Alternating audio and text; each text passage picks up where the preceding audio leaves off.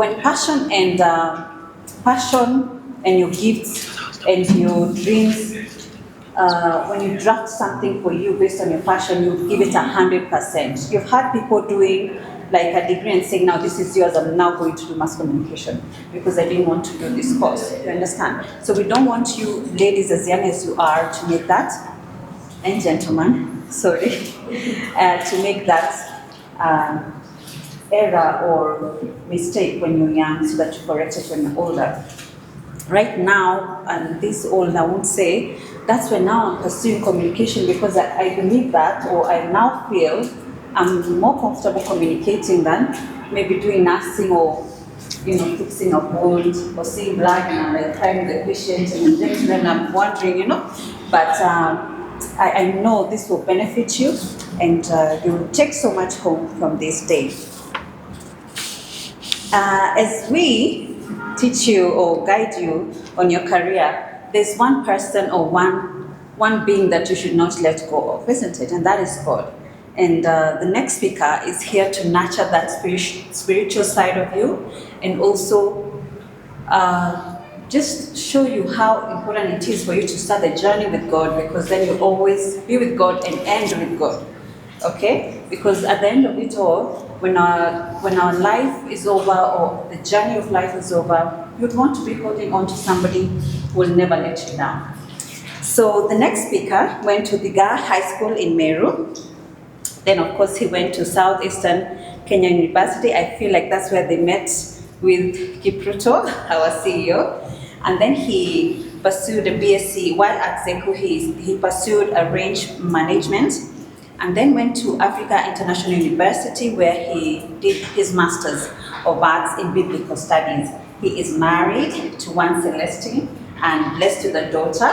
So I know he will see his daughter in you. So he'll guide you with so much love.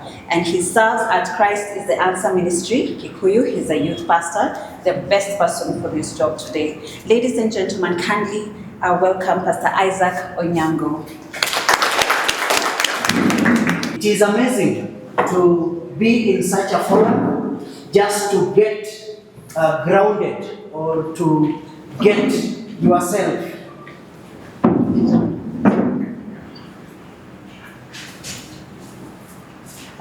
Just to get yourself at least somewhere to start it off in a better way.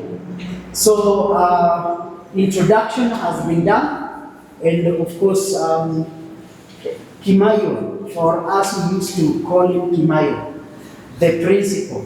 He used to be the principal even while in campus.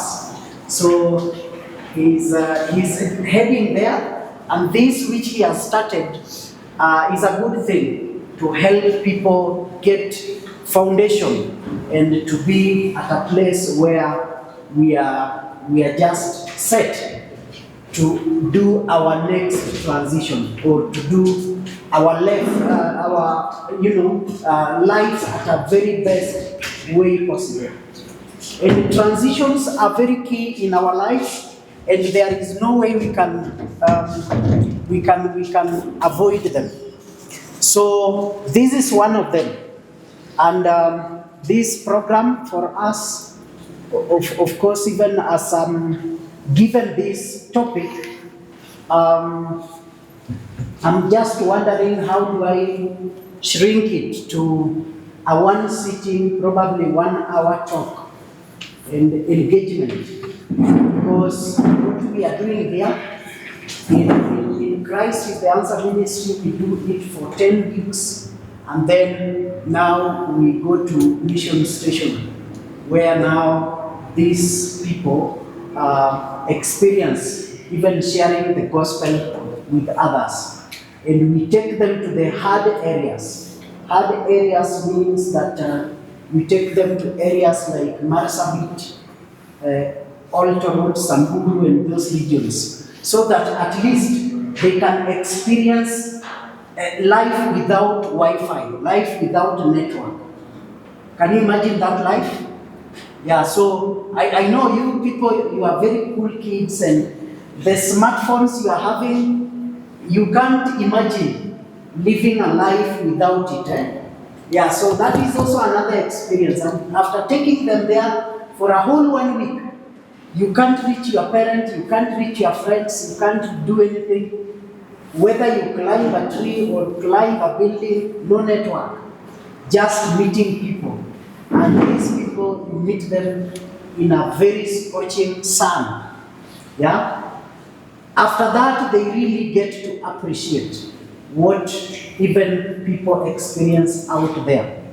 So it is a wonderful thing to do. And of course, Kimayo has put this so that we can share 1 or 2 things that we can within the time that we have. Are we together? Yeah, so mine is to just help us understand what is our purpose in this life. Discovering our purpose in this life. And of course, purpose is something that we ought to identify with or get to know what it is as far as we are living on this life. Just because we will be asking a lot of questions. And for me, being that we are few here, at least everybody will answer something. Are we together? I hope you don't fear answering questions. Yeah? Yes, and another thing, in my sessions, every answer is right. So don't fear. Don't fear. Hata kama unasema ikienda south, when people don't know, it is your answer. It is your opinion, right? Are we together? Yeah, so we set that as a ground so that we know where to start and how to even do this. Discovering your purpose. What is a purpose? What is a purpose? That is where we can start it from. What do you think is a purpose? Yes, this table, let me volunteer you. Yes. What is a purpose?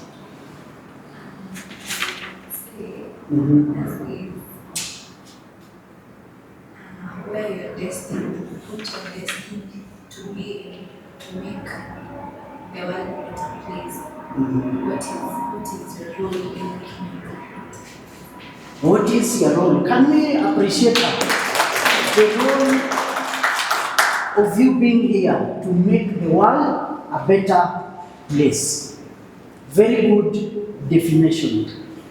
And of course, as we talk about purpose, there is this gentleman, of course, he passed on some years back.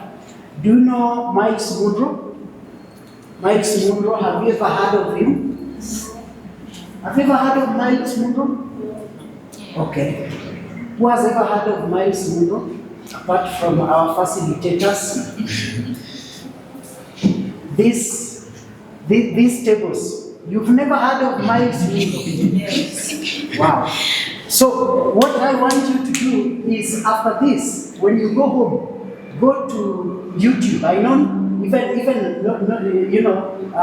YouTube is now the very best search engine. You can see the short videos, the long videos, and even TikTok. Just go Google Miles Monroe. You will hear some of his short messages that can resonate with what you want.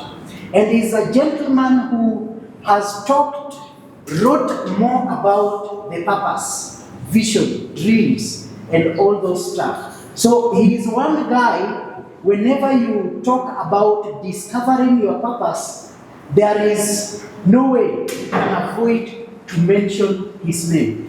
He is Dr. Miles Monroe. And he is one guy who, of course, he was a pastor, but also was an advisor to various governments in the world. He was such a blessed person that when he left, when he was about to die,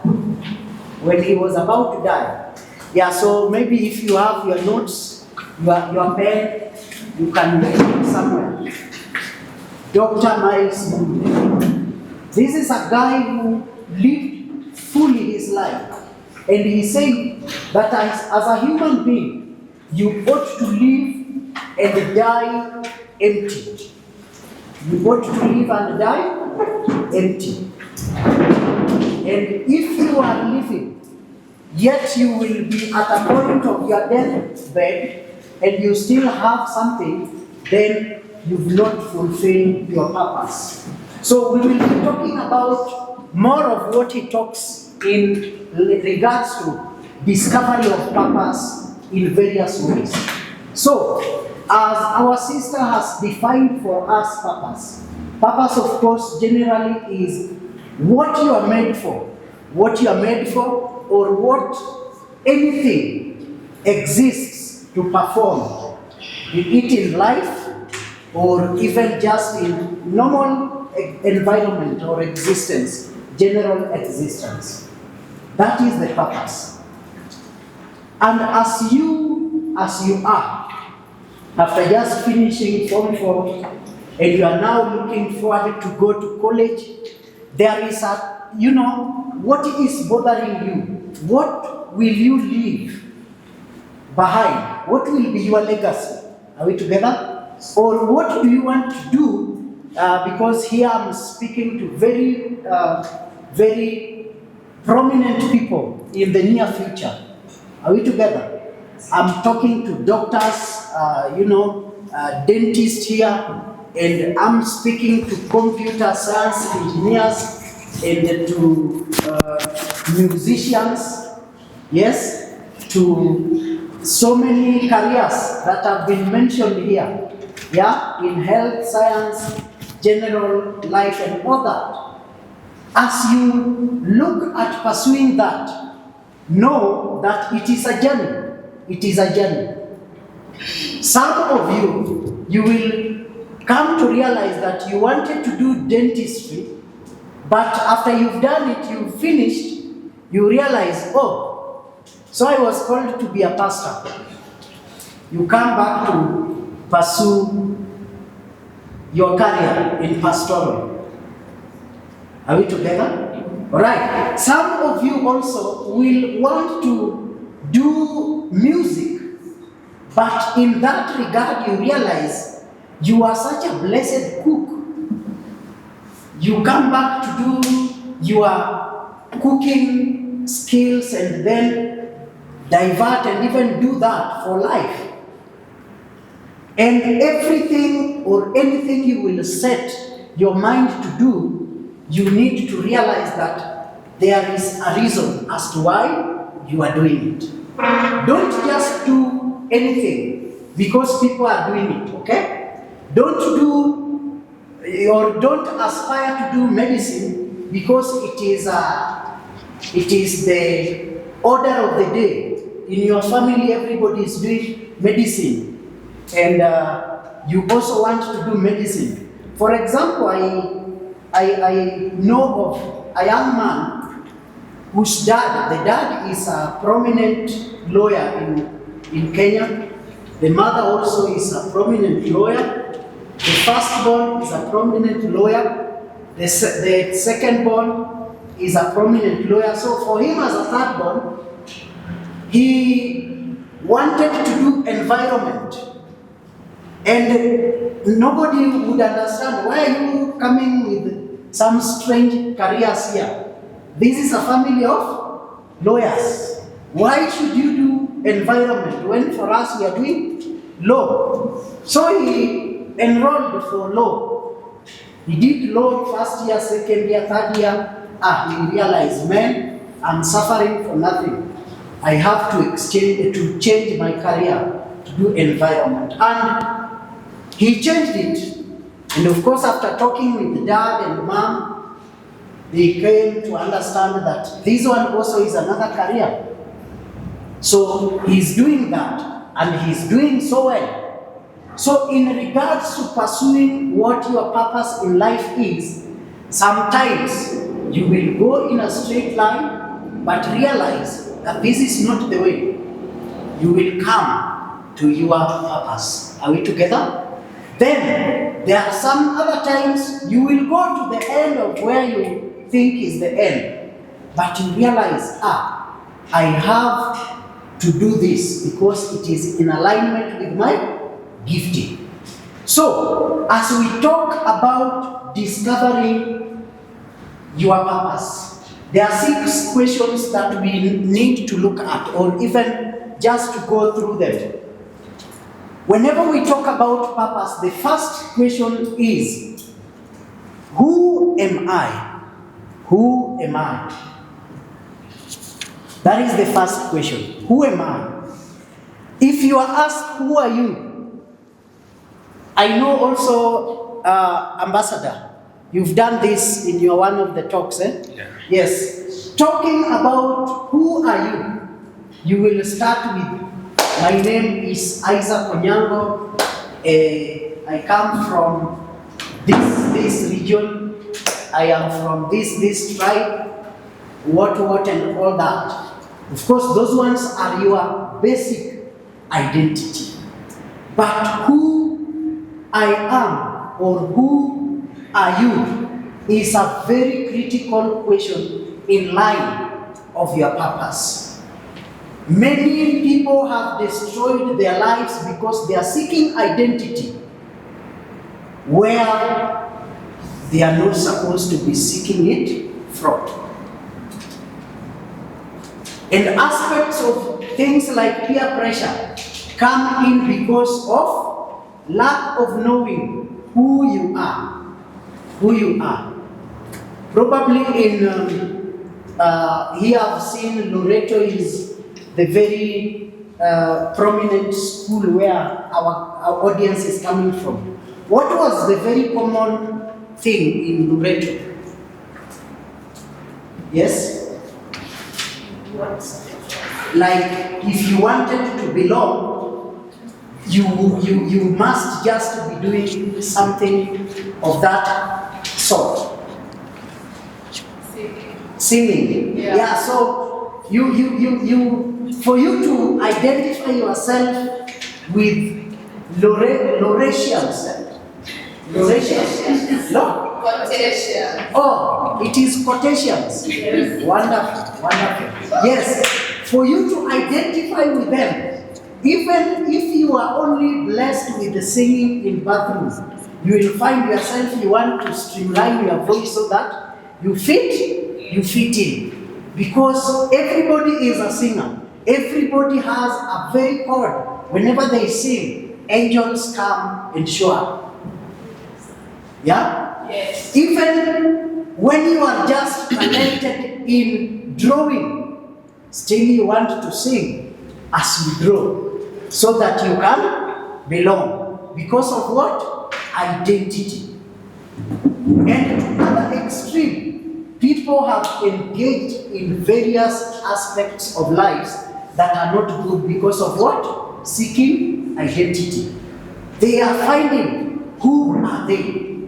And instead of looking at the footprint of the real self of who they are, they want to identify with so and so, or so and so kind of ethnic group, tribe, and all that stuff, so that they belong, because of the crisis of answering the question, who am I, or who are you?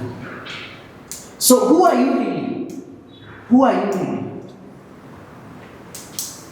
Just where you are seated, discuss. Who are you? Ask your neighbor, who are you?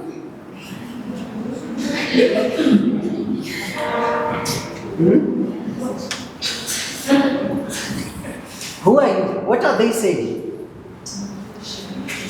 What are they saying? They are stating their names. The greatest identity, the first of it, is identifying yourself with Christ. That was the one of the identities that was lost when man fell into sin. Because the identity of who I am, I have to identify myself with Christ. Without Christ in the picture, then my identity is having a question or it is not complete. Are we together? Yeah, so even if you are stating who you are in terms of name, where you come from, then how do you identify with Christ? Because He is the man, He is the one who gives men the real identity. You might be just a commoner or anybody that is despised in the society, but as long as you describe your identity with Christ, there is a greater thing than what meets the eye. Because we will be talking about it. Can you imagine, you as you are, you are created to live eternally. You are created to live eternally. Why? Because from the created being Adam, God breathed on him. And after he had given Adam that breath, he was to have an eternal existence. But now the question is here. Where will you spend your eternity? That is the question. Whether you will, spend it in hell or in heaven, those ones are eternal destinies. But still, you have decision to decide when you are alive. But in both ways, you will live what? Eternally. You will live eternally. So identity, who I am, is a very key question to ask. Who am I? The second question is, where did I come from, or where did you come from? As the first question talks about identity, the second thing, where did you came from, it talks about your origin or the source. Where did you come from?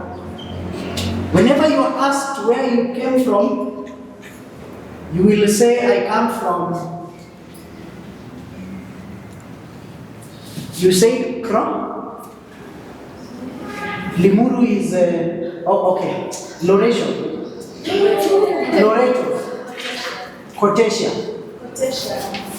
Cotesians. So the area is now called Cotesia or Cotet. Okay, I get it now.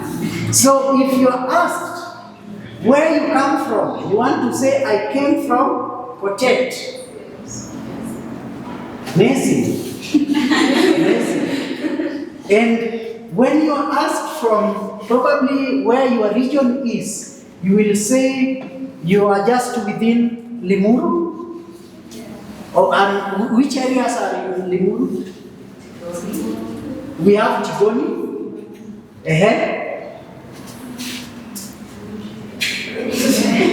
Tigoni is the most common place in Limuru. Okay, then Kotet. Yeah, so when you're asked where is your source, where is your origin, you will most probably say it is Tigoni or it is Kotet, because that is the area you are born, you are raised, and all that. But all human beings have an origin or the source. The source is God Himself. When you walk out of God, then you are like a phone that has been plugged out of the socket or the charge. It will only be a moment, or after some time, you will be off and you will need your source. So therefore, as a human being, in our journey to seek for our purpose, we need to know the origin. That this is the origin that gives us power, that empowers us to live, to do that which we do, to handle which we can handle. The source. Whenever our source is tampered with, there will be crisis. there will be crisis. And the third question to ask is, why am I here? Why am I here? Why are you here? Now comes to the answering of the purpose. Why am I here? If I am existing as a child of God who knows that God is my source, then everything I ought to do must align with what? With God Himself as my source. In your career, in your studies, as you are in quartet, you schooled to Form 4, you did your level best. That grade, where it is going to lead you to, you are going to serve the purpose of God. Because it is God that took you there, it's God that wants you to do that which He wants you to do, and then afterwards also wants you to give Him all glory and praise with what you become, with what you do, and how you will live. Are we together? So the question of why am I here? Sometimes, people tend to also come with the influence. You want to live like so and so, but yet you don't know why they are here. You want to conform to the patterns of who is who in the society, yet you don't know why they are here. And once you do that, then you lose your purpose because of conforming to the patterns of the world or even the behaviors of human beings. So it is key that you understand who you are, where you come from, and why are you here. Those are 3 questions. The 4th question is, what can I do? What can I do? In regards to answering this question is your expertise or your abilities. What are you able to do? It helps you know what your purpose is. What can you do? If it is singing, you are good in singing without only the fact that you are from quartet, but it is something that bubbles within you, then you can pursue that as your purpose or as your alignment in what you ought to do. What can you do?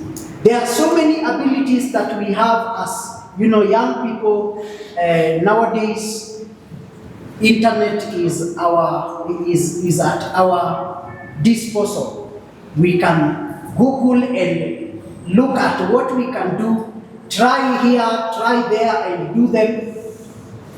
And once you are able to do it, you feel like that is what is aligning with who you are and your character and all that. It can help you to pursue that which forms your purpose. Are we together? So what are your abilities? The 5th question, that was the 5th, eh? The 6th one is, sorry? Why am I here was the 4th, right? What can I do? The ability. Are we together? Okay, the first one was, who am I? The second one is, where did I come from? The third one is, where am I here? Oh, why am I here? Then, what can I do? The ability, right? The other one, the 5th, is, whose am I? Whose am I? Are you only existing for the sake that your parents brought you here? And as I stated earlier also is that God is our source, and we are for God, and God has created us for the sake of glorifying Him. So we are responsible of how we live our life, knowing that we are for Him, that we may fulfill His purpose.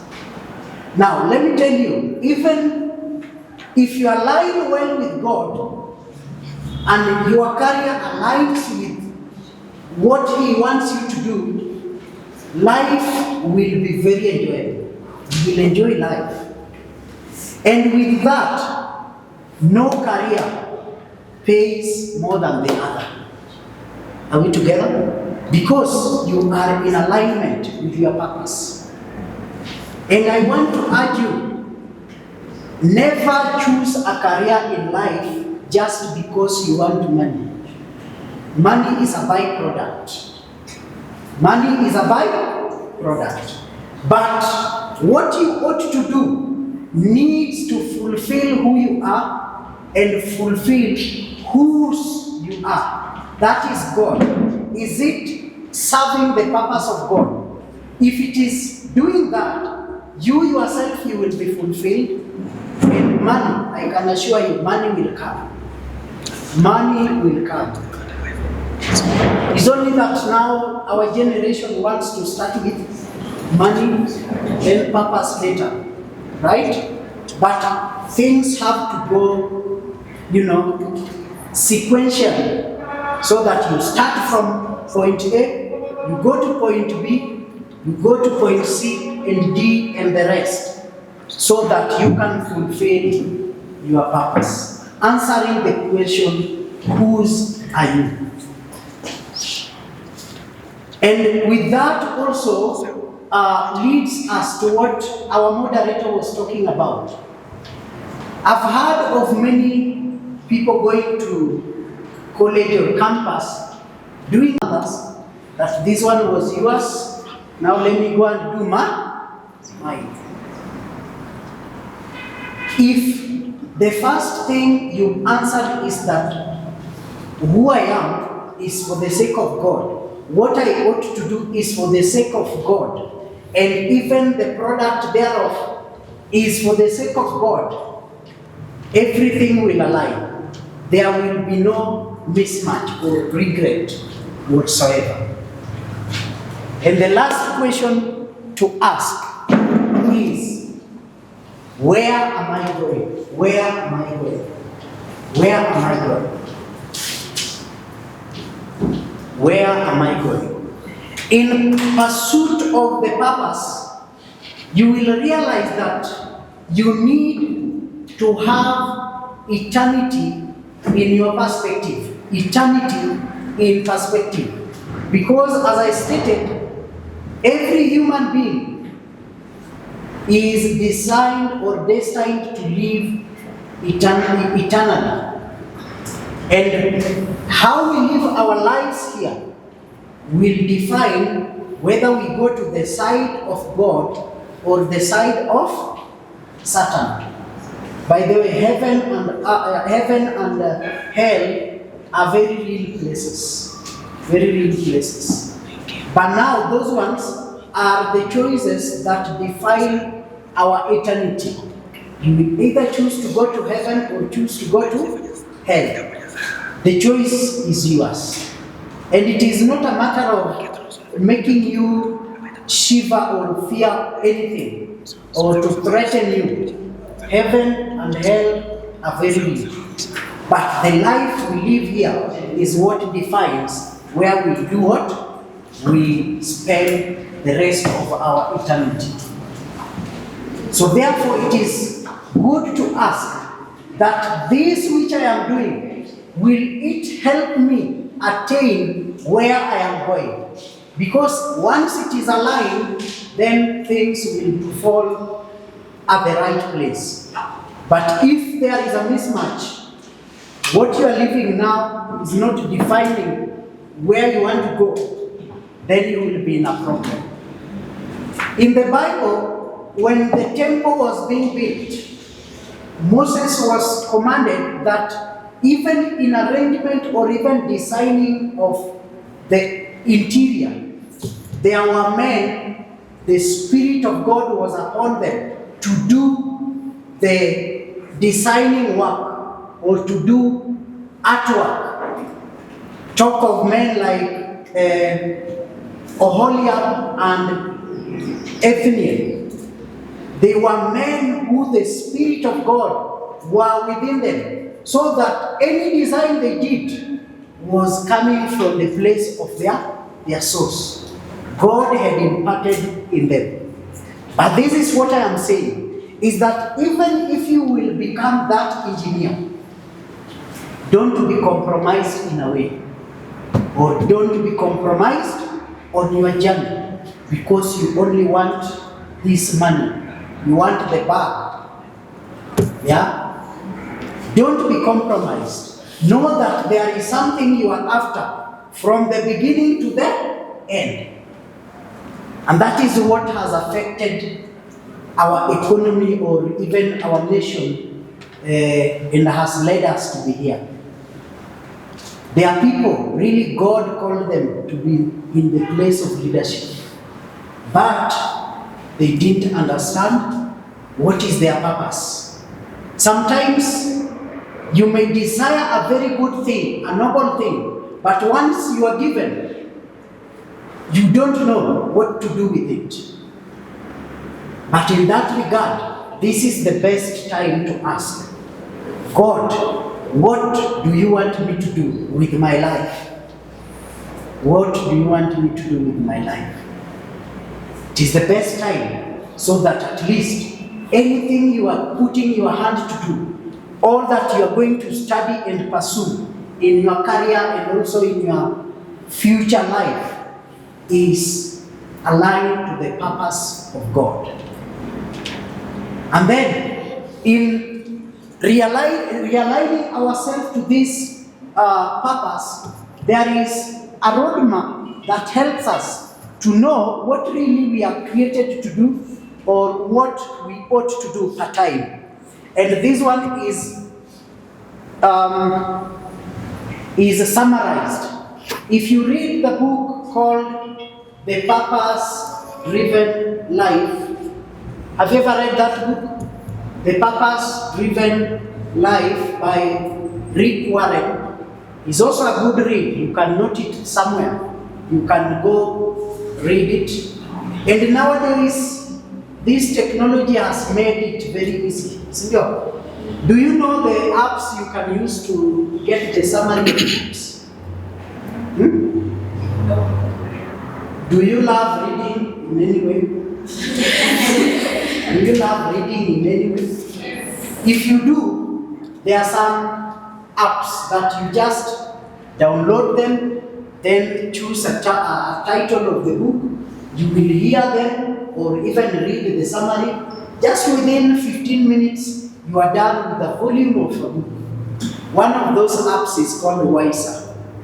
You can also go to your Google store, look for Wiser, and download it. It will help you read so many books, especially now that, because now what you do is just to eat and sleep, as you wait for the next thing to do.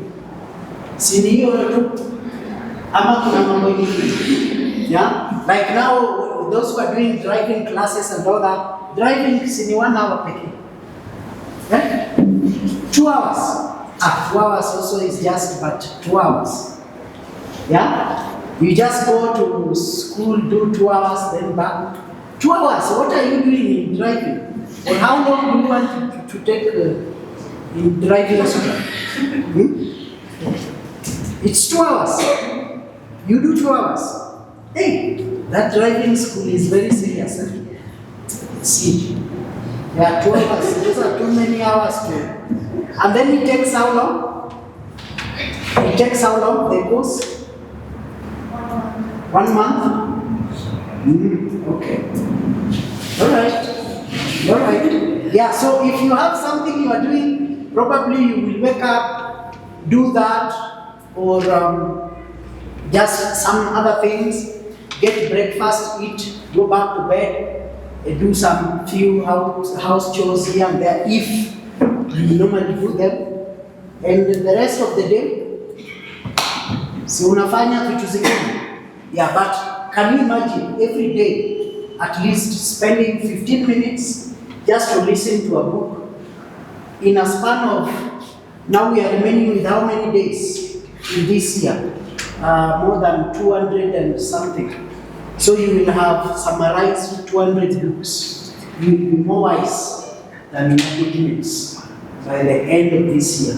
If you use that app just to listen to the summary of the books that you want, be it in relationships, in spiritual matters, in education, in it's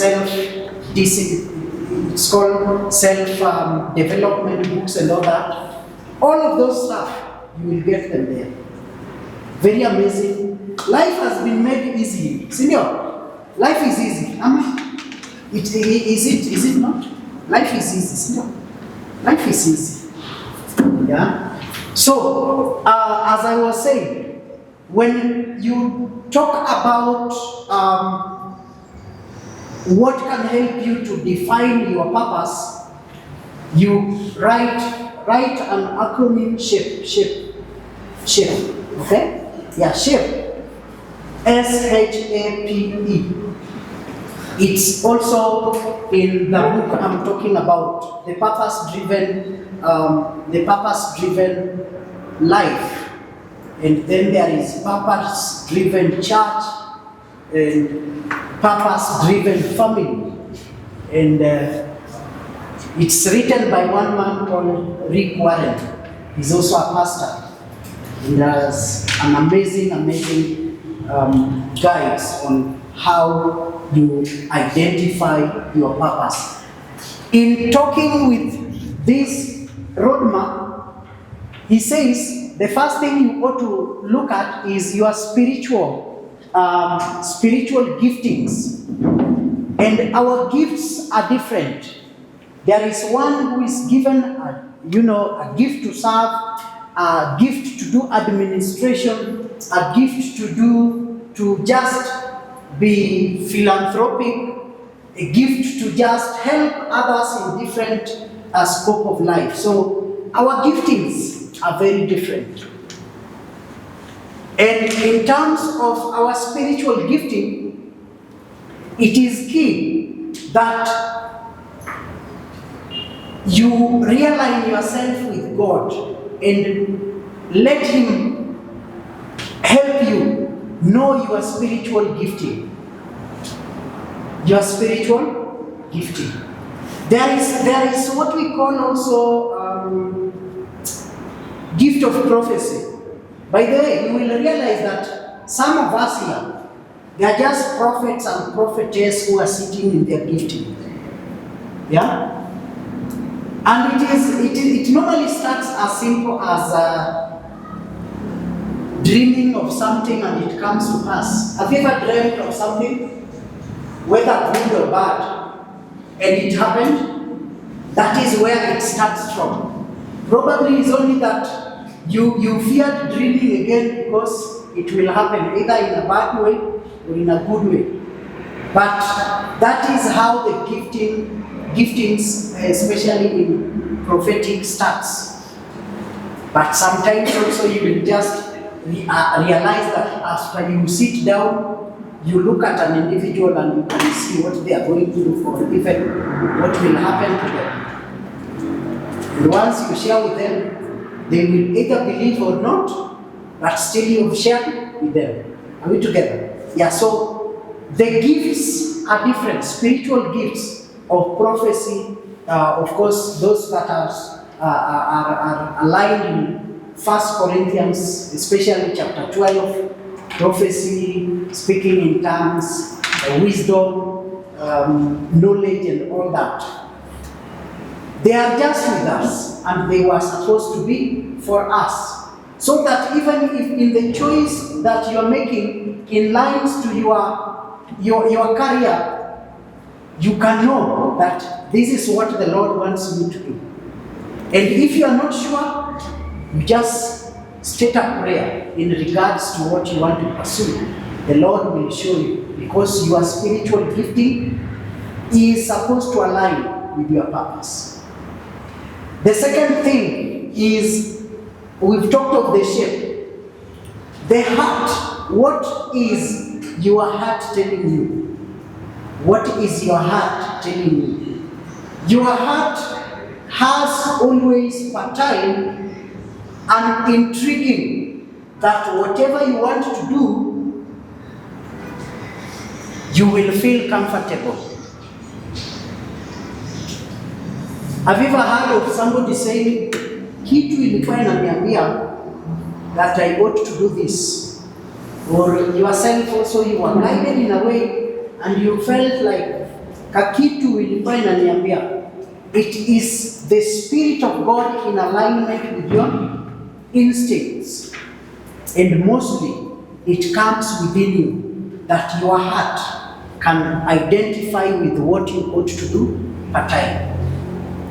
So, in times of the shape, how we are made, spiritual giftings, heart, what is within us, and what makes our conscience to tell us that this is the right thing, you need to identify with that as you get to know what your purpose is. Then we have the shape. We are talking about abilities. Abilities, people are able differently. So yeah, there are those who probably you went to school, you did well. That is okay.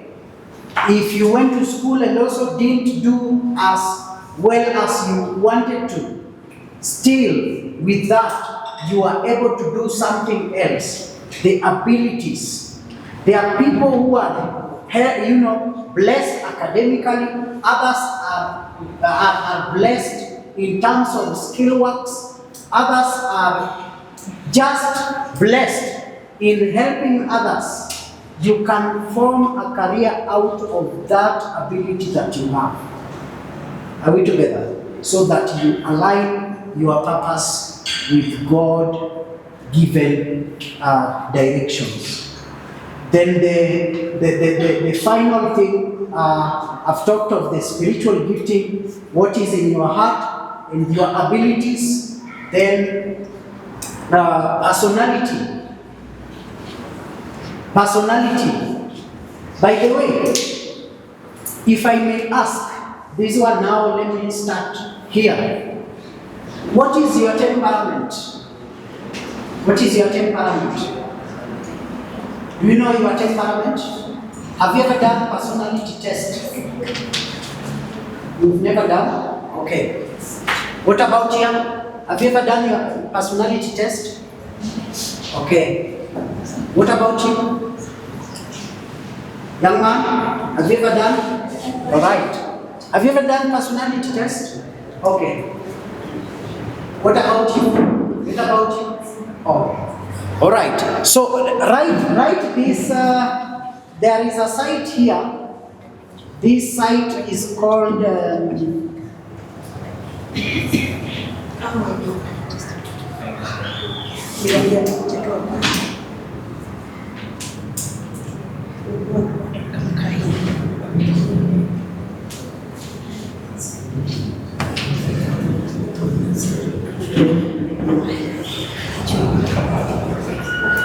there is a site called www.16personalities. www.16personalities.com. www.16personalities.com. Now, what that site will help you, you will go there. There is a form, you will download it, you answer the questions that are there. Are we together? After answering those questions, they will lead you to your personality. There are those who are, They are always angry with whatever is around. When they look at people, they get angry. Whenever they, turn the other side, they are angry with everything. They have anger issues. And they are just others who are always settled.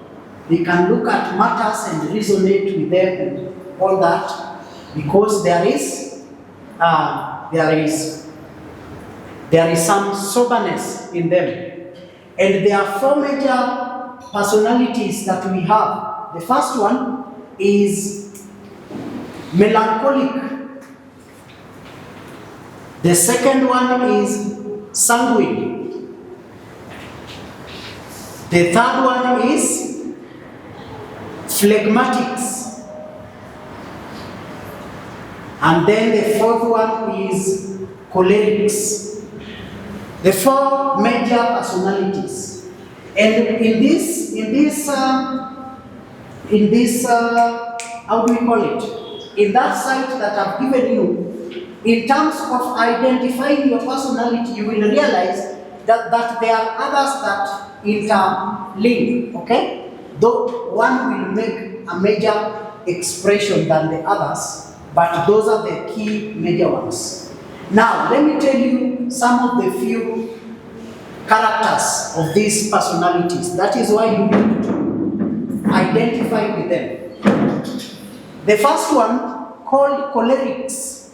Cholerics, one thing they are strong in is that they are good leaders, but they are very rough leaders. It is their way or the highway. Are we together? Are we together up to that point? Yes, so personalities, identifying your personality is very important. They are melancholics. Melancholics are very sober people. They look at matters, they resonate and give directions. And then there are sanguines. Sanguines, they are talking everything. They want to talk. Their mouths and their minds run at the same time. Okay? Sanguines are very, I don't know, in terms of relationship, in terms of what to do, they are just all over. They are just all over. If one time you meet a sanguine, of course you've ever met somebody, they are always talking. They know, wanajua. Any topic, they have something to say. Whether wrong or right, they will say. They will say, wanasema ni, mtu anaramu mdogo sana na ikani. They are mouthy, Yes, they are mouthy. Somebody is pointing at the other. The mouthy ones. So the sanguines are very amazing people. They can talk. And they are always very friendly. Very friendly. But they are also very forgetful. Watakupromise leo kama muagree, munafanya hii leo. Kesho, if you tell them, my brother, my sister, we agree to do this, hey, wapi? I didn't know. Then phlegmatics. Phlegmatics are very calm people. Nothing moves them. You bring a good topic, wako tu hapo. You bring a bad topic, they are just there. And you will wonder, if you have phlegmatic people, you will be wondering, how do I help these people? But they are flowing with you. They are flowing with you. If you ask them a question, they will answer. If you engage them, they will just engage the limit that they are supposed to engage. Then we have, I've said, melancholic, choleric, phlegmatics, and then the sanguines. Yeah? Yes. So those are some of the few temperaments that you ought to know. Which one are you?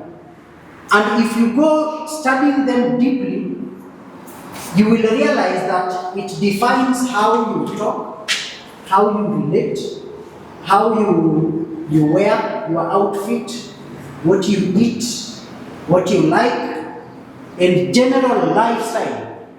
It will help you know who you are, your personality test. So it is very key that today as you go home, go to that website and do the personality test. At least know where you belong. Sawa. Then in terms of talking about now personalities, the last one is experience. The experience. So in roadmap we've said spiritual gifting is key. What is your passion or what your heart tells you is very important. And then abilities, and we have talked about personalities, and the final E is experience. Experience is very important. Anything you do, you will need experience. But now, in aligning to our purpose, there are some also challenges that we would to know that we will face. So that as long as we are facing them, they will make the better part of what we call the cost that we will pay. Let me come closer here. The cost that we will pay. In this life, there are some costs to be paid in pursuit of your purpose. Are we together? Are we together? So the first one, it will cost you detachment from friends. I know some of you, like now, in this table, you are in the same school today. You are good friends. You will realize that in the next 10 years, probably you want to be together. Not in a bad way. Yeah, not in a bad way. But you will have detached because what now, what was the name? Let me see. Where is Precious? Yes. What Precious now, like in 10 years, by the way, just to get to know, in 10 years, where are you seeing yourself in 10 years? Working? Any other thing? You've never thought about it. Okay. What about Samantha? Samantha, where are you seeing yourself in the next 10 years? Okay. So even if we are working class, okay? Hey, what about Precious? No. There was a Charlene? Yes, Charlene. 10 years.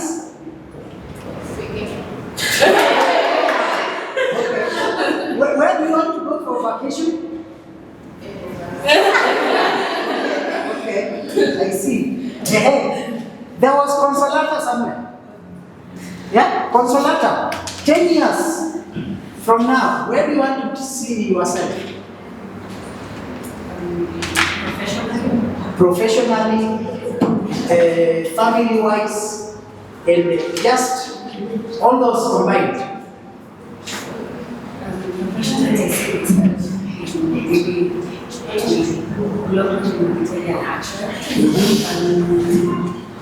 Family-wise, probably we Single and touring the one. All right. What was your name? Trisha. Yes. 10 years. Where are you seeing yourself?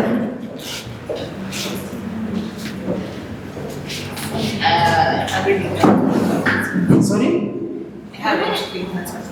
Okay. Yeah, so that is a question. That is a question you need to ask yourself.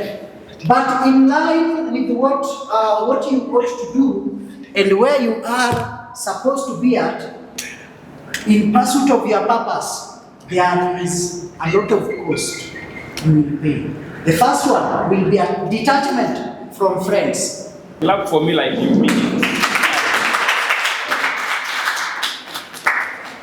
Okay. Thank you so much for this particular session. We are still moving on.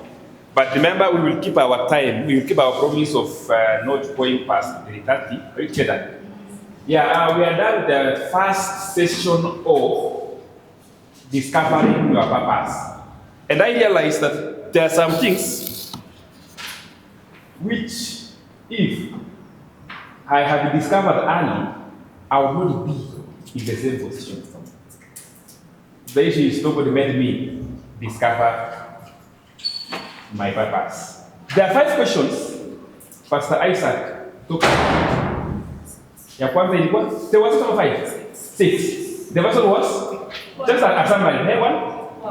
Who am I? Number 2. Where did I come from? When he asked that question, most of people were like, how? Why? Number 3. Pardon? Why am I here? The question looks funny, but anyway, number 4. Pardon? What can I do? Number 5. Who's am I? Who's am I? What? Where am I going? In fact, where am I going? Are you together? In fact, now your journey has just started. Now, before we get to the other part of the career talk, there is something called self-esteem.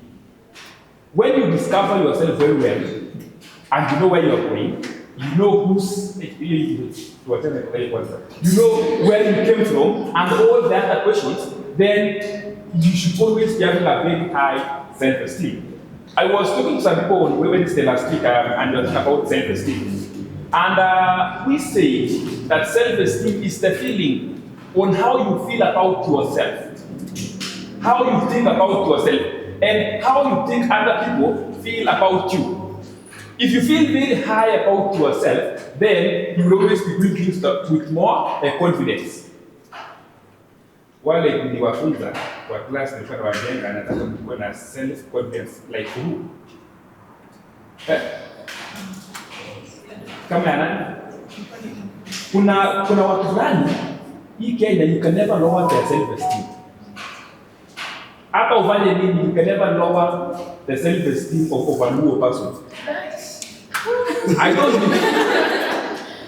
If you try to lower it, you lower yours. Like you want to push this word, you are the one to hold out. Now, there are some questions that you always need to ask yourself about self-esteem. You know, it's a feeling. It's not true actually. You just feel like these people knows me as a failure. These people knows me that I don't know or that I'm not able to. And you also feel about yourself. You feel like you are unworthy. If you want to go and pursue a course in a university, you feel like I'm not able to. Why? Because you have lowered your self-esteem. Praise the Lord. Amen. Amen. By the way, the man of God tumetembea naye sana na tumepreach naye mahali mingi. So he's the one who meant that we were when I was in first year. And listen here, when I was in first year, he's the one who was in fourth year. And he first met me before I was met with the other ones for one or two. And I told him the right way. That's why any function I'm having, I must invite him. Now, let me ask you the following questions. And I would also request our pastor to answer it.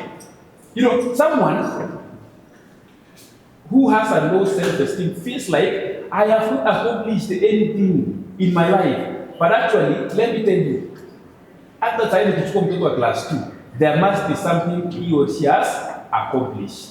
Are you together? So you want to go to the career, but before that, Pastor Isaac. Yes. What do you think is your greatest personal achievement so far? Msikia pale vizuri because pia ndakosa mmoja wenu alijibu. Kama ulikuwa unajibu maswali yako class sasa hapa naye itabidi umejibu vizuri. What do you think is your greatest personal achievement so far? All the 55 years you have. There are so many, Yeah. but just to mention but a few. As of now, I take pride in even just that I can say I'm still born again. The reason being,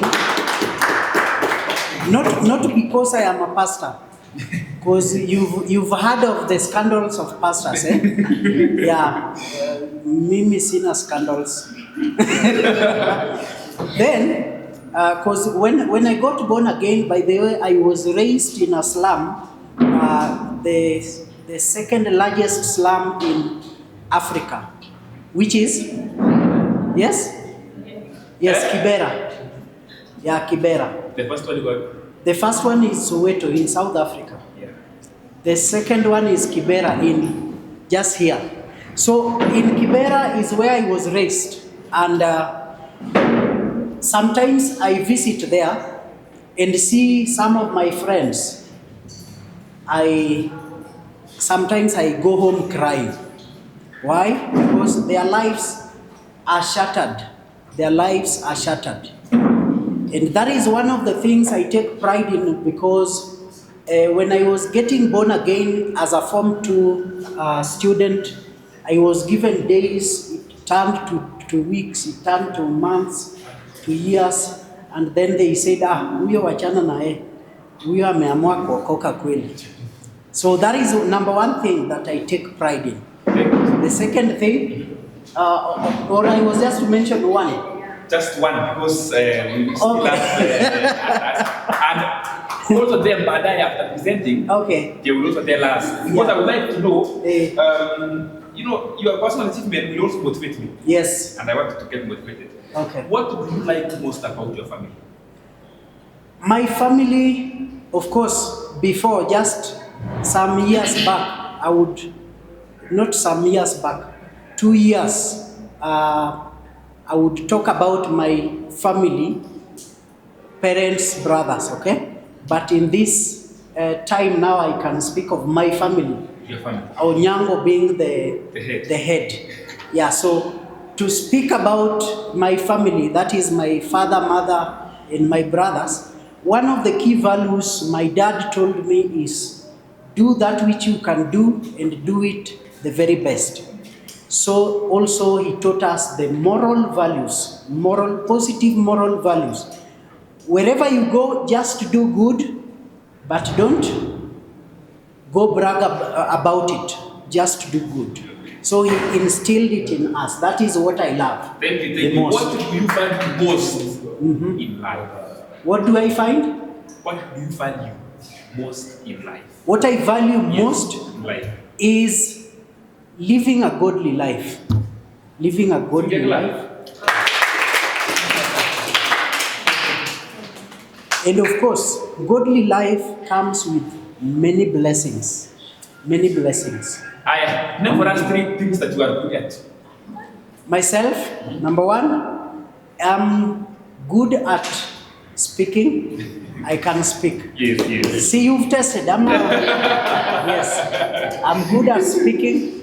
I'm good also at athletes, that is short relays, 100 and... I remember. You remember, right? Yes, that one I'm very good at. And also, the third one is just loving people without caring if you love me back or not, just loving people. Now, the other one, I think it's second last, if not the last. Yeah. What is that one thing that you want to improve about yourself? That Improving. you feel like this one still needs to get improved. Yeah, there are so many, but just a few of them. Yeah. If I would inculcate in myself the culture of self-discipline in terms of, improving myself intellectually and self-development, and also just in the Word of God. By the way, sometimes I'm a pastor, but I'm sometimes very lazy in reading the Word of God. but I don't spend at least 3 days without it. So if I can do it every day consistently, I would be very happy. And that is one area I want to, I'm improving. Yes. Thank you. Thank you. Yeah, it was supposed to be us answering it, but you will answer it too. Okay. What do your friends like most about you? We are the friends, but now we are not the one to answer. So, what do your friends like most about Isaac Onyango? I think what I've heard them share, I don't know, but what I've heard most of my friends share about me, and even because I deal with youths most of the time, is how easy I am accessible.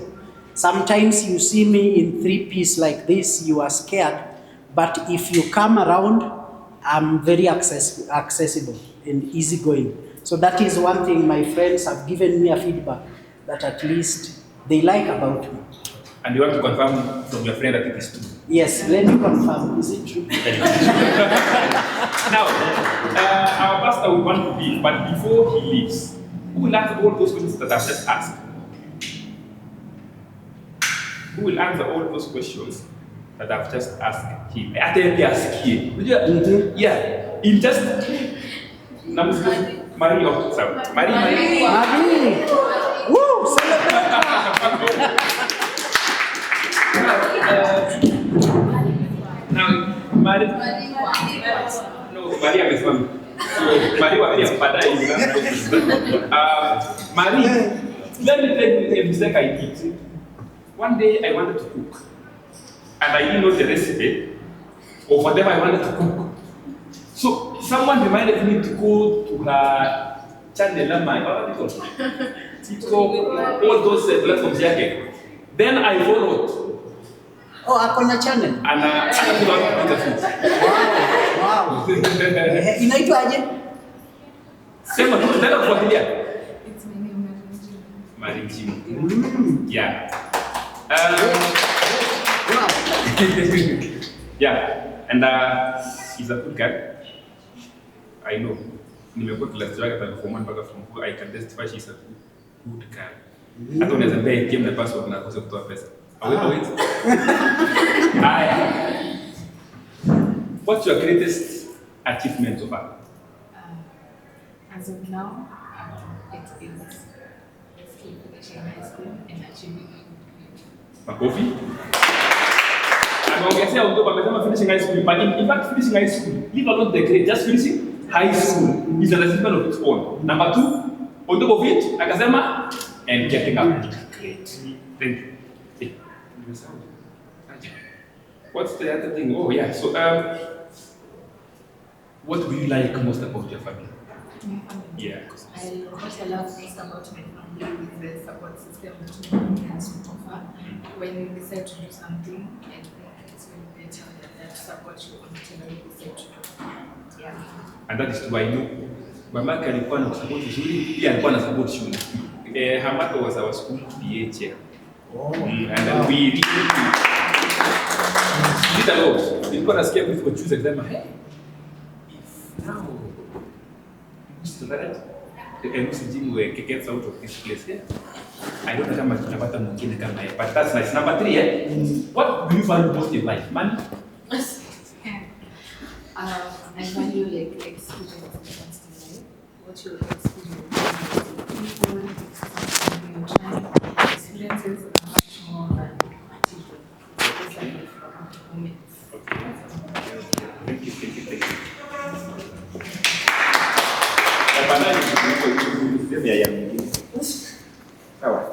Haya, what do you want to improve about in your life?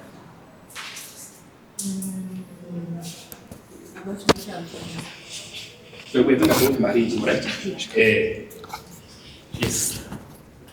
Oh, this is Mickey, our producer. Yes. I think maybe I want to improve on like personal growth in terms of spiritual health, mental, to take myself to a further place where I'm happy with who I am. Yeah. Apart from cooking, what are the 3 things that you are good at? I play tennis. You play tennis. I love swimming. I'm also good at it. And Pardon? swimming. Yeah. Tennis, swimming, and Mm, cooking. yeah, honestly. Okay, sawa. Lastly, what was the last question? What your friend? Yeah, sasa ndio hawa. What do your friends like about you?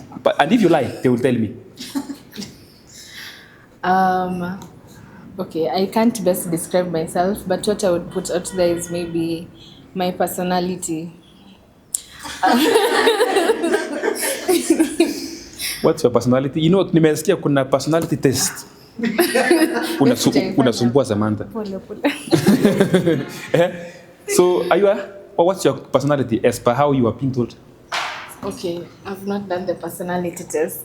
But you think? If I look at myself, nijiangalie vizuri, I can say I can't miss a moment where I can't offer a positive thought in the negative moments, like not be there for someone, or like, be understanding. I can't say I'm a fully 100% nice person. Everyone has their bad days, but yeah, I think I have the best offer of what God has given me. Thank you so much.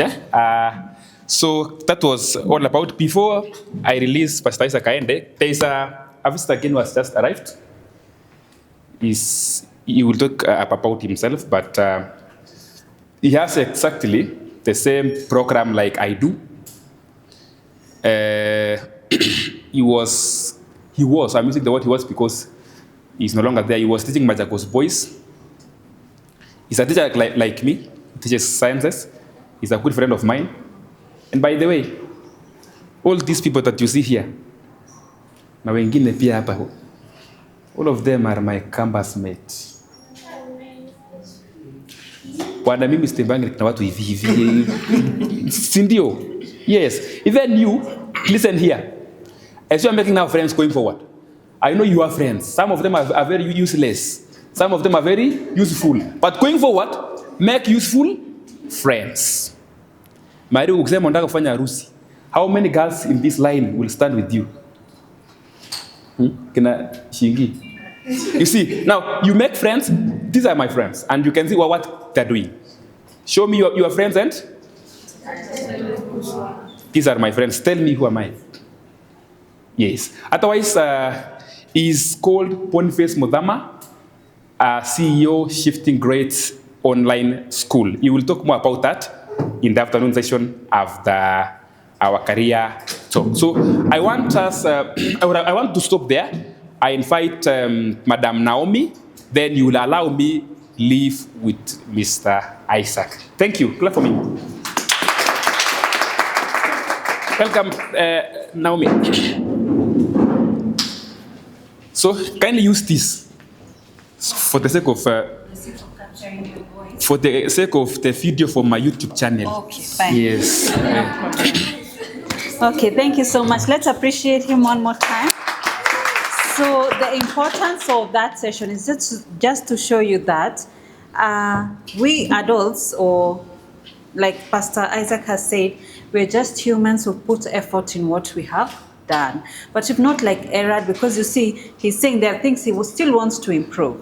So as young as you are, you have time to just rebrand yourself or work on your brand as a person, so that tomorrow we'll also celebrate you and you'll teach others, mentor them, and work with them. So now, I want to introduce our next speaker. She studied at St. Monica's Girls High School. This is in Kitale. She went to Southeastern Kenya University, and she has a Master's of Science in Environmental Studies. She's a whole book, guys, let me tell you. She's a walking, manifesto of herself. She has studied other certificates that she's also accomplished or studied management of student affairs, counseling psychology, and she's also currently employed as a senior administrative assistant at Murang'a University. She's a CEO. She has her own company called Suri Consulting Limited that deals with mentorship, and she's also a counselor, a mentor, and a life coach. She's a teacher of the Word of God. She's also a mother and a wife. My goodness, all this. And as she's balancing these balls, I'm so impressed. And she's authored books like Life on Campus, Transitioning to and from Campus. And she's also written another book titled, Parenting in This Era. Ladies and gentlemen, Phoebe Murunga. Karibu sana. A better clap for the CEO, guys. Thank you. Wow, thank you so much. Our able MC. Yeah, she's doing a good job. Huh? Yeah, so it's a bit hard to hold this one. Is there another way? Yeah. Relax. Okay. Well, thank you so much. I'm honored, humbled, I'm excited, I'm happy to be given such a moment to speak to the future of our country, the future of the world. And it is a privilege. I want to thank my friend whom we studied together at Self-esteem Kenya University. And I'm glad that we are doing the same thing of mentorship. And the reason why I'm doing this, it is because of my own life experience. Because when it came to choosing the right career, and it's my prayer that today, when you walk out of that door, you will know where your path is. That is what is in my heart. And I know that whatever I'm going to speak today, when you walk out of that door, you will know that this is my career, this is my path, and discovering it very early is very essential. Because like me now, I discovered things to do with communication and mentorship and all that.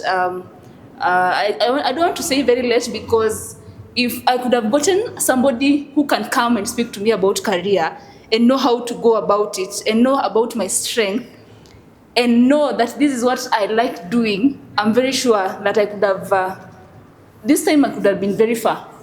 But now, because I did self-discovery, after a while, I realized that, kumbe mimi, I love doing this. Just like our MC, the way she has said, she did something. But if she could have gotten somebody earlier to speak to her, I'm very sure her bachelor's degree could be in communication or international relations and all that. But now, she has realized later on, and I don't want to say the years maybe she studied another degree was a waste of time. No, I'll say it has made her to know more even about herself. So when you realize early, especially in high school, when you're done with your high school and right now you're going to, this is a very critical time for you guys. It's a very critical time because you're supposed to know your path. You're supposed to know that this is my line.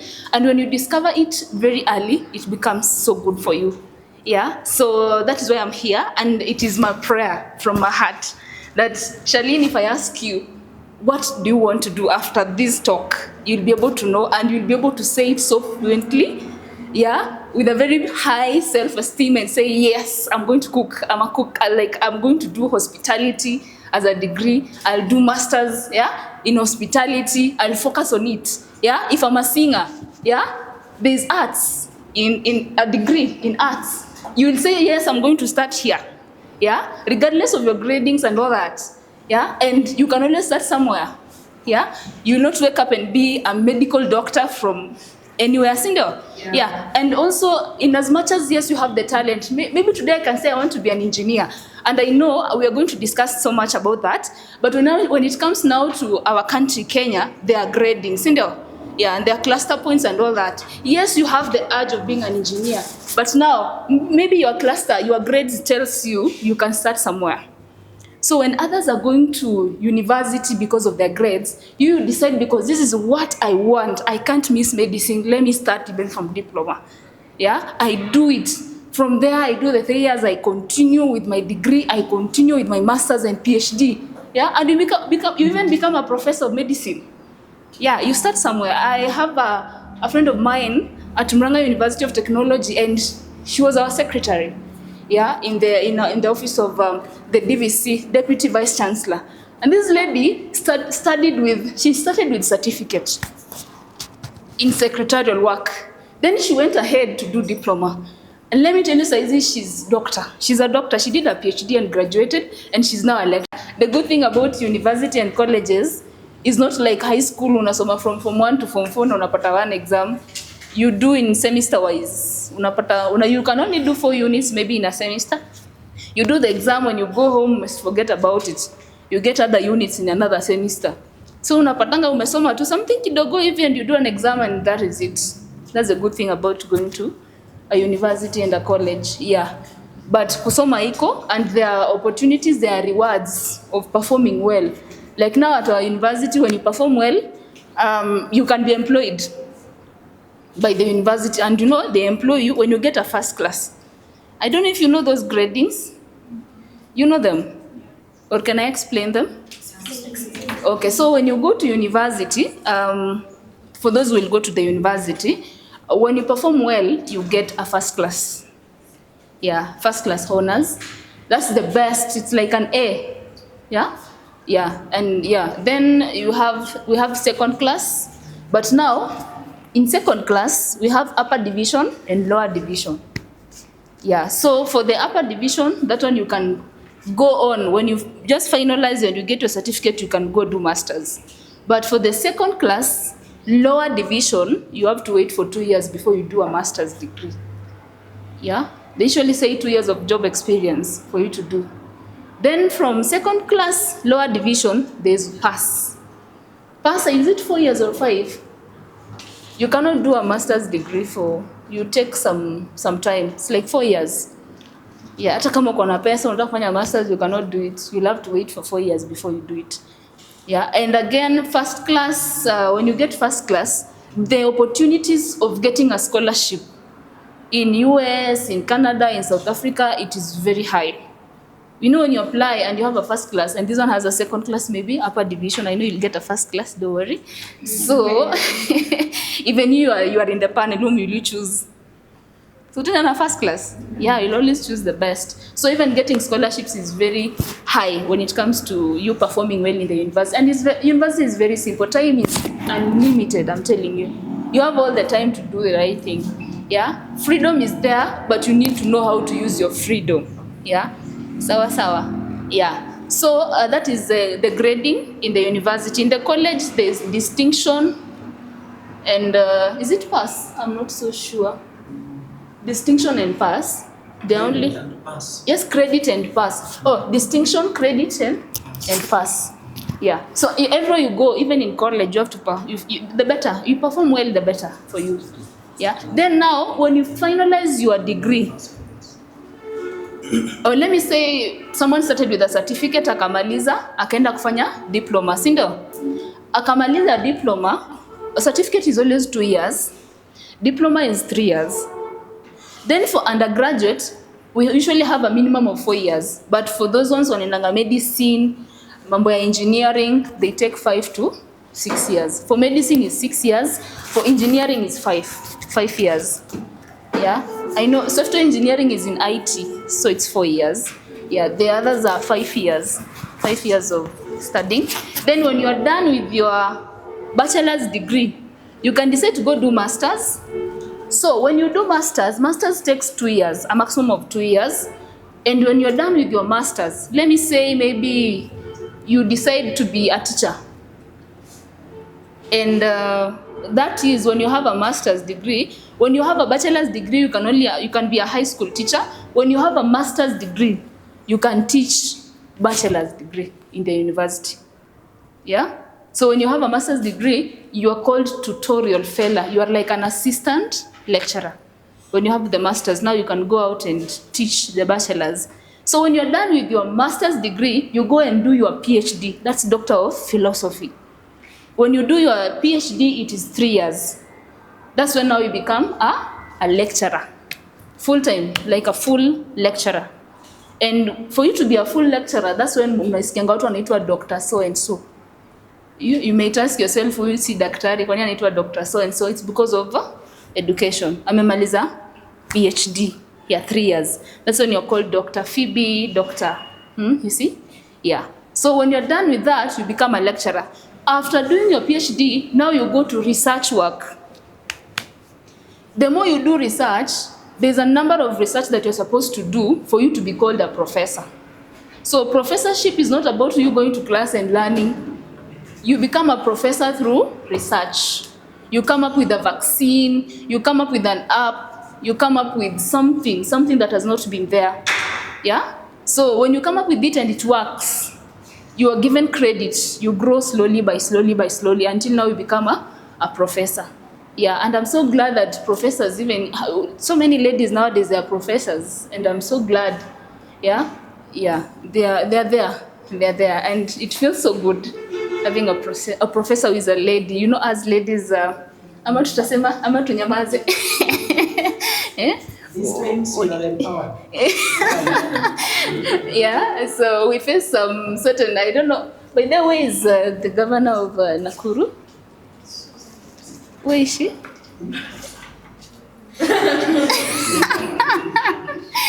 She's the one. Oh, you are Susan Cake. Oh my. So the other governor whom you'll take over. Yeah? Is she facing some female motherhood scenarios? Yeah? When Akina Murkomen are out here working and doing everything. Yeah, so when it comes to balancing, I know as ladies we really have to balance. And the way MC Elisema balancing what even I'm doing, the book and all those things, it requires a lot of discipline. Yeah, so when you see a lady blossoming out there, it has taken a great effort for them to be there. Sindo? Yeah. Even as Isaac, you're a father right now. When you go home, the responsibility of your wife and you at home, I know now things can, and you're a Christian, I know you can do a lot. But when it comes to motherhood, it's a bit extra. Yeah, so that's why we are empowered, because I know it's a lot. Yeah, so I usually offer career guidance. We were looking at definition of career. We've just said it's an occupation for a certain period of time, and it does what? Yeah, you progressively. Single opportunity. It has opportunities for progress. So it's not something that you just stand there and just be a teacher and you remain there. You do it progressively as you grow. Sawa. Yeah, you grow in your career. Pole too as you move. Yeah, you can be a cook. Ushago hapo ama uanze wa home, ukitoka wa home unaenda in a 4-star hotel or 3-star hotel. Yeah, unaenda to a 5-star hotel, you know? You go as you progress, ndio. Then unakuwa chef wa president. Yeah, why not? Yeah? Ama unaenda kuwa chef wa footballers. You saw that lady? Yeah, you become a chef. Ilikuwa Manchester ama ilikuwa Liverpool or something. Yeah. So you progress, you don't stop, you progress. Career is all about progressing. Yeah. So career guidance, it will help you to identify your interests. It will also help you to identify your strength. It will also help you to know the opportunities that you have around you.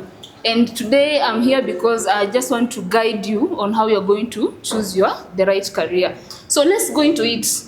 The first thing that you're supposed to do for you to know and to choose your career, it is about self-discovery. And I know Pasi aliongelea sana in the morning about self-discovery, and he really tackled it very well, and I was excited that he has really helped me. And I will not repeat because he said a lot about it, even your personality and everything. So self-discovery is very important. You need to have your you time. Inaitwanga me time. Sindo? Do you usually have those me times? Yes. Just you and yourself. Yeah? How many times do you do in a day, or do you do it daily, or once in a month, or once a week? Daily. You see depression? Really? Okay. Yeah, so you need to have me time when it comes to self-discovery. I hope muliandika that site. Huh? Yeah. It is very important. Go get time and do it. It is very good for you to know yourself. When you know yourself, let me tell you, you can do wonders. You can do wonders. I'm telling you, even your self-esteem will go high. Yeah, and even your confidence, when you go and speak somewhere, you will know that Mimi, I am good in this, and this is who I am. You see? Yeah, you'd be able even to stand for your rights. Yeah, yeah. When somebody comes and wants to mess up with you, you know yourself very well. You know you're a child of God. You know I can't go extra from this one, and that is it, and that is final. You don't have a second thought about it. So self-discovery is very important, and it will really help you. So you need to identify your interest. That's the first thing under self-discovery. Then you need to assess your strengths and your weaknesses. Another thing is to understand your personality. I hope I'm not that fast. I'm fast, huh? Okay, the first one is to identify your interest. Identify your interest. What are you good at? Yeah? What's best for you? Identify your interest. Yeah. Then assess your strength and weaknesses. Assess your strength and weaknesses. An example is you want to be a doctor, but ukienda hosi uone tu mguu ya mtu imevunjika, you start crying. Yeah? You see? So how are you going to be a doctor? When a small issue, mtu akidungwa na nini hapa, ukiona damu unasikia kama unaweza faint. Yeah? So you need to know your strength and your weaknesses. Then another one is to understand your personality. Understand your personality. That one we were taught very well in the morning by our Pasi. Yeah, and that one also includes if you are an introvert or an extrovert and all that. Then you need to clarify your values. That's about self-discovery. Clarify your values. Yeah, and that was explained very well in the morning. You cannot compromise. There are things that you cannot compromise as you. As Charlene, you cannot. And people know that you cannot. Sindo, Kina Joanne, yeah? Abigail, Samantha, you cannot. Sindo? Yeah, so self-discovery is the first thing for you to do, to know your career. Then the second thing you need to do is to explore career options.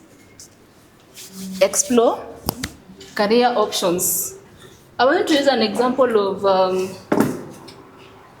there was something about medicine. Abigail, where are you? Okay. So you said you want to do medicine. So when it comes to exploring your career options, you know medicine is wide. Yeah. Have you thought about it? Yes. There's a lot in medicine. So what, can you give us an example? Like now, what are you thinking that you're going to do? Pediatric surgery. Yes? Pediatric surgery. Pediatric surgery. Can I ask you a reason? Why? You like? Children. You like? Children. Oh, you like children. Okay. Were you told that you like children, or is it that you know you like children? Yeah? You know you love children, huh? Okay. So just a minute. You want to say hi, bye, All right, thank you very much. I see the session is ongoing well.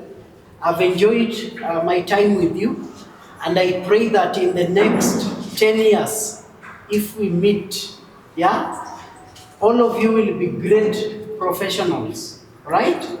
In whichever career you will choose to do, I pray that you do it with the whole of your might, strength, and do it unto the Lord. Are we together? Yes. Yeah, so serve your purpose and do that which the Lord gives you to do at your very level best. I pray the very best for you, and the Lord bless you. Si tutaonana?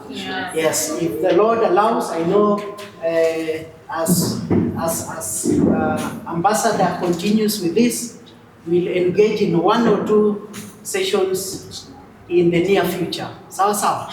But mbarikiwe sana. All right? That's it. Thank you.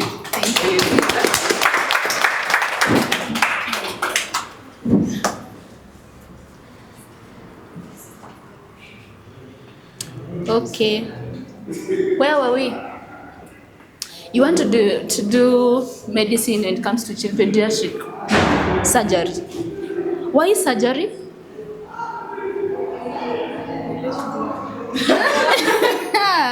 Oh my God. Anapenda blood. You love blood, so it's okay.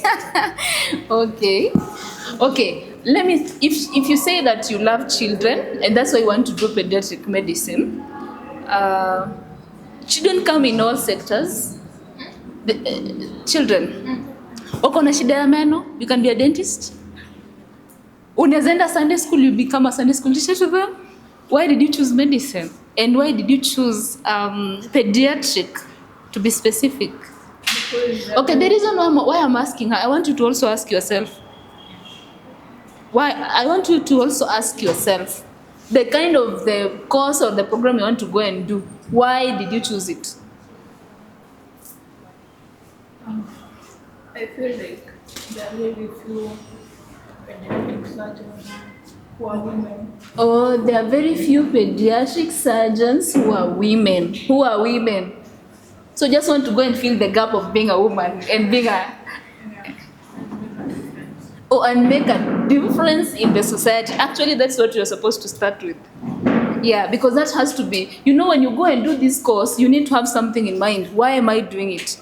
Yeah, if it is about impacting the community, that is the first thing. That is like a purpose now. Because when you go and help this kabebi here, asaidike akienda jioni, yeah? When ukienda nyumbani jioni, you feel you are satisfied, you feel that you have fulfilled your purpose. That is very important, I'm telling you. Anything you do, when you go in the evening and you feel ufika nyumbani and you say, today I have worked and I feel like, hey, hiyo keki nilibake. Hiyo wedding iliweza. Ilikuwa na colors, nilikuwa nimedecorate nini. Ama ni mtoto, yani there's just something that unafanya and you feel, hey, nimefanya. You see? So that is very important. The why is very important for you to know.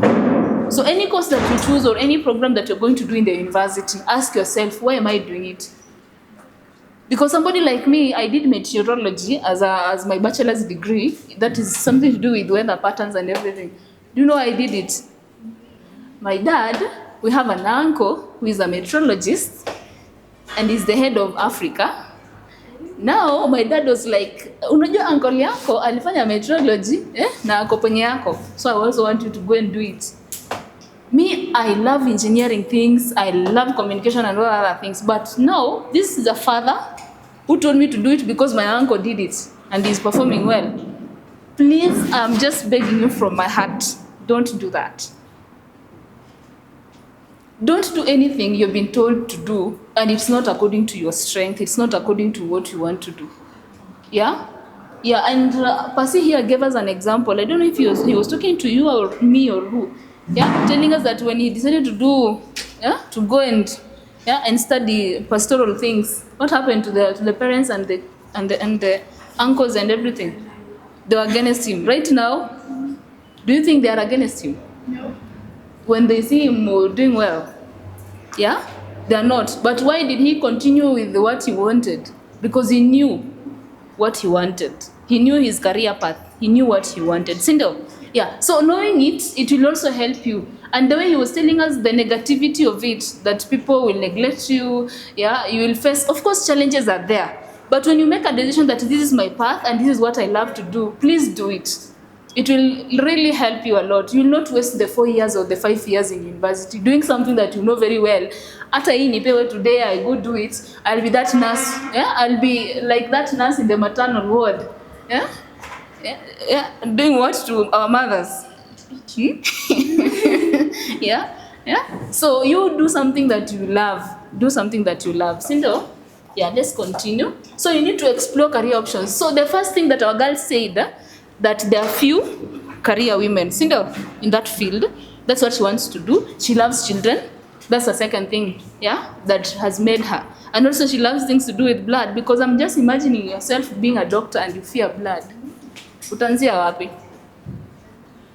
Yeah, and that is why we'll reach there. I'll tell you something. We will reach there. So that is the first thing. When you need to explore your career options, and under exploring career options, you need to do some research in your field. Do some research in your field. Identify some gaps that are there. Do some research. Sawa. Yeah. Do some research. Kama ni software engineer, unataka kufanya coding. Is there a gap that you can fill, you as a person, and come up with an idea? Come up with apps that can help people. Do things very fast nowadays, yeah? Yeah. So because the world is trending very fast, so you need to do some research and know that what can I bring to the table? Yeah, what can I bring to the table? Because a cake is not just a cake as a chef.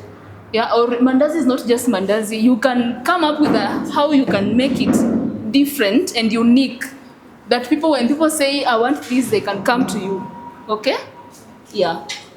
Pharmacy. If you want to do pharmacy, yeah, it's not just about it's not about just you going there and sitting in the pharmacy and selling drugs. No. When you do pharmacy, you do your research. You can come up with a drug and something different from what we have. Yeah, sawa. Yeah, it's a whole thing. Huh? Musicians, niliona somebody wants to. Yeah, music. But you said you want to do. You want to do food science. What's your name? Precious is can I say you're a musician, or do you want me to use that name?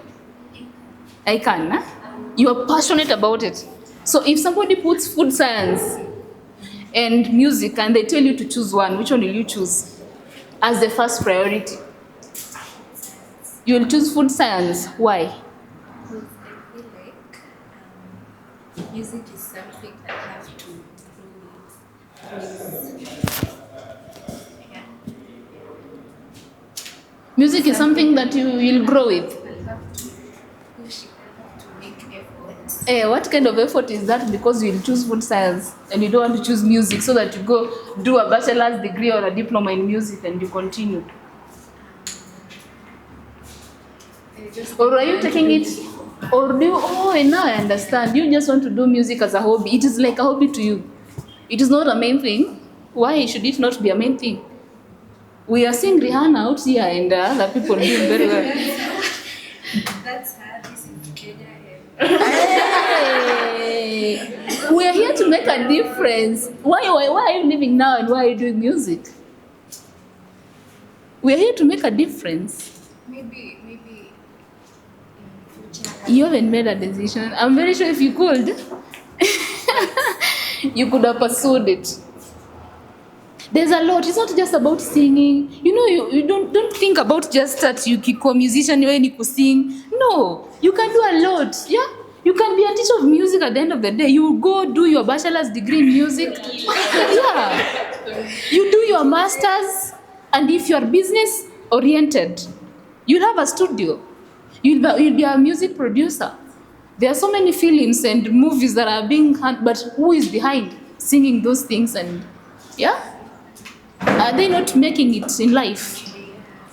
Then why are you thinking just about Kenya? You're just here. I'm gonna think too about Limuru. Yeah, there's a lot you can do in music. That's why it is very important for you to know your path. Because I'm very sure, Mama, you will do food science. Umaliza 4 years, you're like, my God, unajua mimi tu ni musician. Unaanza kujipata kwa concerts. Yeah? So hiyo maybe ulikataa kufanya hiyo music, kujifunza guitar and all those things. Yeah? And you earn a living in it. Then unakuja kurealize baadaye after almost 4 years or 5 years. That is what I'm really trying. That's why I'm here actually. I don't want you to go and waste your 4 years or 5 years doing something. And you know very well, this is not my field. It is just a plea, because I wasted 4 years in my undergraduate. I could have done something that I would love. Yeah? But I had to waste my 4 years doing something that is not there, then come back, and that is something that I'm really trying to avoid. So you need to have ABC. Unaona ABC? Kuna A inakwanga in the inner circle. Kuna B inakuanga in the second circle na kuna C at the outer circle. Those are 3 circles. So the A, it is your first priority, and the A should be very much important according to your strength. Unaona ni kama hai make sense. Kama hiyo naweza tu fanya mimi ni pharmacy lakini naweza pika. But if ukikambili utoe hiyo mind ya kuangalia society and everything, that would decide by the way, this is my passion. Unaona? Unaiweka as A, hiyo ndio inakuwa your first priority. Other things you can do them as hobbies, but make sure what you are good at, what your strength. Hata mtu akikwamsha saa 8 ya usiku akupatie laptop, you can do coding. Ukiamshwa asubuhi ama ufanye nini, like hata uamshwe saa 8 ya usiku, you can do something. That is your first priority. Usione usichukulie ati ni kitu ndogo ama ni nini. It is not small. And you will not waste your years doing something that is not related to what you want. Then ufike huko 30 years ndio una realize, hey my friend, wacha sasa nifanye vitu nataka. You will have wasted your early 20s and your mid 20s doing something that you are not there. And the earlier you start, the better. The earlier you start, the better. And you will move on very well. So you need to explore. Do some exploration in terms of career options. Then, apart from doing your research, another thing is to look at the job market. You look at the job market. In as much as you'll be doing that course, look at what is ahead. And I don't want you to have that mindset of just saying, nataka kuwa employed. Look at also the business-related line. Hello? If you're doing something, don't look at office work alone. Angalia hii pharmacy nikifanya leo. Yes, nitakuwa employed for 2 years, nitakuwa employed for 3 years, but nitaenda kukuwa na my own pharmacy at the end of the day. Will I be self-employed at the end of the day? So unaangalia, ukikuwa daktari, will you have your private hospital at the end of the day? So those are short-term and long-term goals, and we are going to discuss about them. Another one is to meet professionals of your field. You need to meet professionals. Okay? Mary Magdalene, how are you? Ulisema unafanya gani? Business Information and Technology. Why BIT? You are passionate about business. And why the IT? You can do business administration. Yes? The world is going digital. Oh, the world is going digital. Oh my God, a book club for her. Yeah, that's a good one. So she's business oriented, but you have also looked at what is out here. Yeah, and exactly the world is going that line of IT. So you cannot just do business. You just busy kutengeneza nywele. It's all over TikTok. Yeah, you identify one hairstyle and you put it on TikTok and people will come. Yeah, yeah. So in as much as you have the talent, you have an idea, but you also know how to go out there and market it. Yeah. Okay, that's a good one. Umeshajibu maswali yangu yote. Umenifunga. Yeah. So you need to identify. You must look at the job market. Oh, sorry. Yeah. I was lucky to attend one of my mom's work functions. Yeah. And I was able to talk with the president of IT. Yes. And when I was telling him about what I want to do, and he's like, many people right now think because the world is going to IT. Yes. They get business. Mm-hmm. But he said, as the president, one thing he can't even say to people, but it's true, is that the world highly revolved really around IT. Mm-hmm. And you're saying that, what she's saying is nice, the IT part.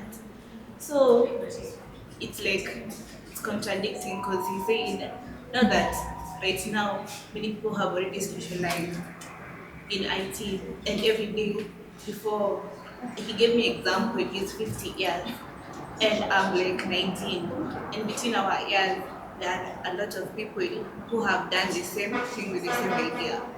So he was like, what are the chances by the time I'm reaching his age in that IT? Many people have hata kwa mefanya chenye shafanya, because if you look at the world right now, most of the things have already been discovered for your IT.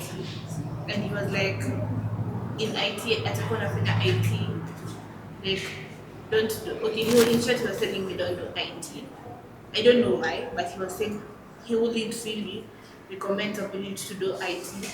He would recommend maybe if, you add an additional he was going more of humanity instead of IT. So I was asking, But can you not do humanity in IT? okay, I don't get that, but the main concept was Yeah. he wasn't really looking for IT, and I think that. Yeah, because that's why I was telling you, everybody does things, but I told you, like, you need to do something that is according to you, what you really want as a person and what fulfills your heart. Because you can be 90 and you identify an app that makes life so easy. Like the person who identified an app in the other side, Samburu, those northeastern parts of where they're able to trace someone's medical records. So when you go to the hospital, you don't want to explain that mimi 2 years ago nilikuwa mgonjwa, sijui nikafanyiwa nini, sijui ndio drug nilitumia. Someone goes to the phone and because of IT, somebody came up with an app and you're able to access. Is that not community work? Is that you've not helped the humanity? You have, Sinda. Yeah, so it is about you yourself, what you want. Yeah, we can advise you, we can tell you everything, but at the end of the day, the decision is yours. Do you know why? You're going to face those consequences alone. We shall not be there. So again, we can advise you, but at the end of the day, the decision you make, just know that the consequences are still on you. He will not be there to face the consequences that the decision you have made. Yeah, and so that's why you really need to have your time and analyze yourself and look at what is best for you and what you can do best from your heart, then do it. Sawa sawa. Yeah, even a parent can advise you, anybody can advise you, we can advise you here, but at the end of the day, you know yourself better than us. Yeah, and you know us, we talk so much because of our own experiences, life experiences, but you have not experienced, you see? Yeah, so it is about yourself making that decision. Yeah, we will advise you, meet so many advisors, but at the end of the day, the decision is yours. Okay? Yeah, and you know yourself, you can do something. Cinder? Yeah, I hope I've answered. Okay, thank you. Yeah, then another one is to meet professionals. To meet professionals in your field.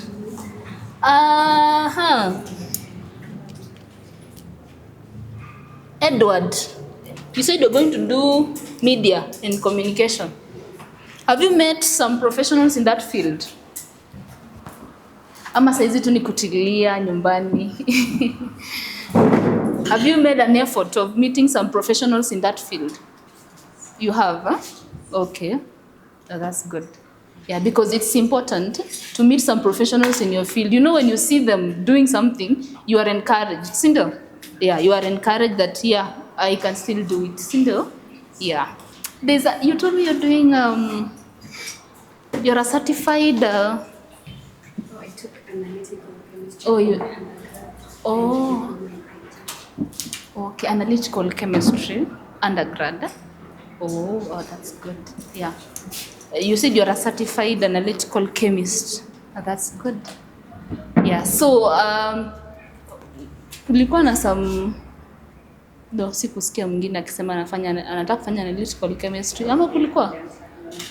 Yeah, ati? You don't have many of those. Oh, you don't have many of those. So what made you do that? Because maybe we can use an example. I want you to listen. Yeah, she did a diploma in IT. Now she has done a bachelor's in analytical chemistry. What made you change your mind? Or what made you do a bachelor's degree in analytical chemistry? Or again, what made you do a diploma in IT? Yeah.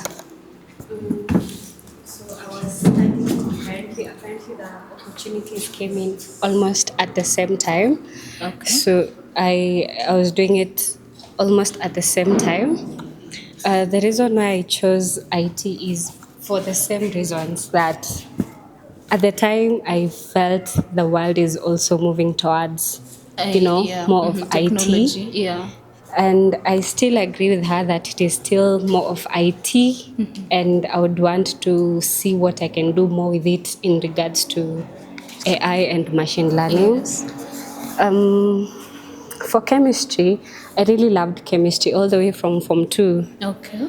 So I was very much convinced that I want to take chemical engineering for my undergrad, but I was not able to qualify for chemical engineering in University of Nairobi. In fact, it is not offered in University of Nairobi.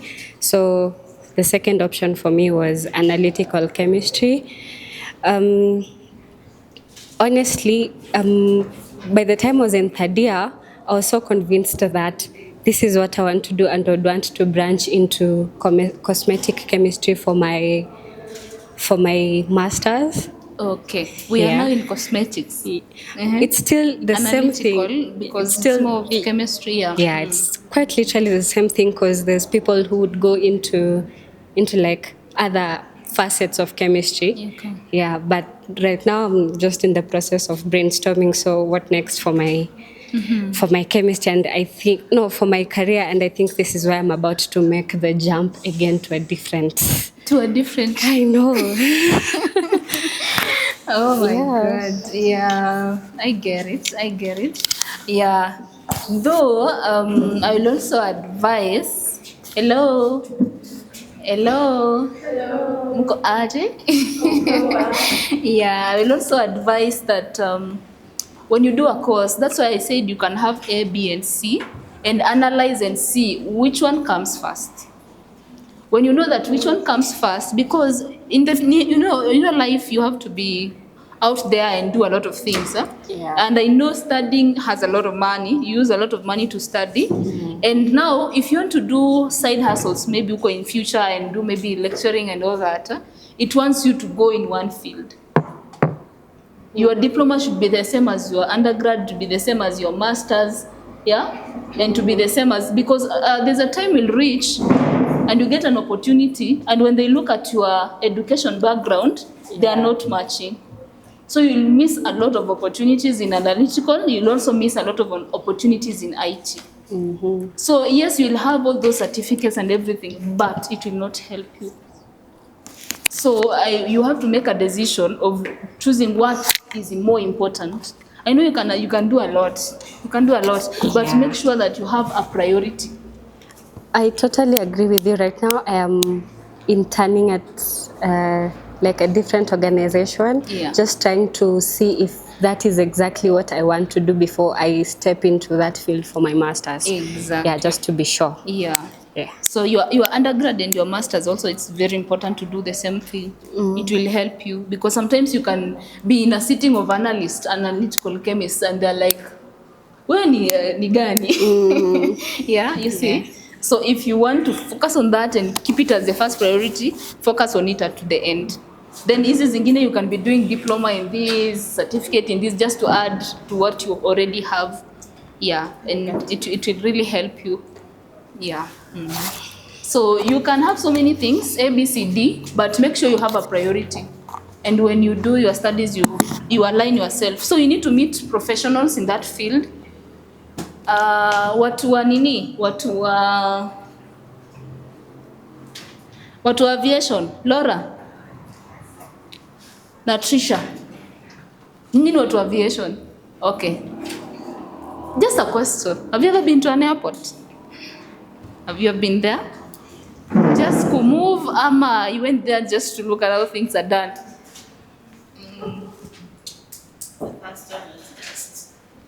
I was just going and seeing the environment that in future, in the next 3-4 years, I'll be here, Okay. Then the second one was like just to ask a few questions about how airplanes work and oil. Okay. Yeah. Trisha. Laura. Yes. You've done the same? Yes. You've gone there, and what made you to do Chinese? Chinese language. I know that's just Yeah. for extra for extra, just extra. But extra you can do German, you can do... Yeah, but okay. You can do Kalenjin. Chinese is interesting because not a lot of people. Yes. Yeah, it's interesting because not a lot of people actually do it. So is it because of a lot of people? Is it or is it because of your interest in Chinese It's or in also an China? interest. Okay. Okay, in a language that it's been there in the society. In the society. But not a lot of people do it. And then the basic Chinese that everybody know, but it's not actually it, you know. So it was like also curiosity to actually know the language. So you in future you are thinking about working in a Chinese field? Not really. So you're just doing it for... No, like just to explore. Like I'm still doing Chinese. Partly, I also wanna do Spanish just to have like a feel of different languages. Oh, just having a feel. Yeah. Okay, now in the aviation, what line have you taken to do? You know, aviation is large. It has a lot of engineers and all those pilots and... Okay, personally, before I... You know, I'm asking, do you know why I'm asking all these questions? I hope you are learning from it. Yeah, I hope you are learning. And I know at the end of the day, I'll ask everybody, what is your field? I know you'll be able to answer if you're really listening to what we are discussing. Okay. Yeah.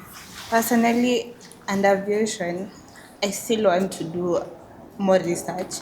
But first, I'm waiting for an online course I had applied for under data analysis. Yes. First to like get it, then after I have, you know, the experience going higher, it's something I can pursue more. Yeah. Is when like, you know, aviation has engineering, has and a lot, all that. So if the God willing that analysis goes better, maybe I'll go do a course that is in aviation but will like maybe match it if it goes well. So the energy you're using to do Chinese and Spanish and all that, why don't you put it in aviation? Okay. Right And now, do more in it. Anyway, it's a good thing to do. Okay. Yeah, it's good. It's something very nice. But right now, the life you're living in and the world you're living in, when you know now this is your line, you better put all your effort in it. Yeah, that's why I tried applying for the data analysis. For the data analysis part, huh? Yeah. Laura, what can we say? About aviation. Have you identified yourself in a line of aviation? Which field of aviation? Model. You want to go there and be a... I'm short. Yes? I wanted to be that air hostess. Oh, air hostess. I'm short. And you're short? They told me I'm short. Oh, they told you you're short. Yeah. I'm sorry. So what are you going to do? I'm not sure, but cabin crew. Oh, cabin crew. Okay. Mnasema nini? Ni wait. Oh, you didn't know there was a height limit? Oh, so now you know. Height and weight. Okay, najua weight ulipita, maybe, I don't know. Weight, height, okay. Yeah, so you need to do a lot of research in that field and know what you want. You know, the best thing of knowing what you want, it makes your life so easy. So hata kama saizi unajua mambo ya cabin crew, when you go there, you'll not go to pilots and you'll not go to engineers. You already know this is what I want. So go out there, meet professionals. Do you have a friend who is doing the same thing? Yes. Yeah, that is the way to go. Yeah, and focus on it, give it your best.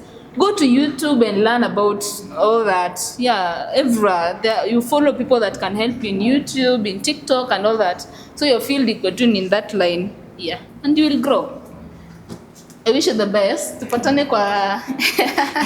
Yeah? Okay. Another thing, apart from meeting the professionals in your field,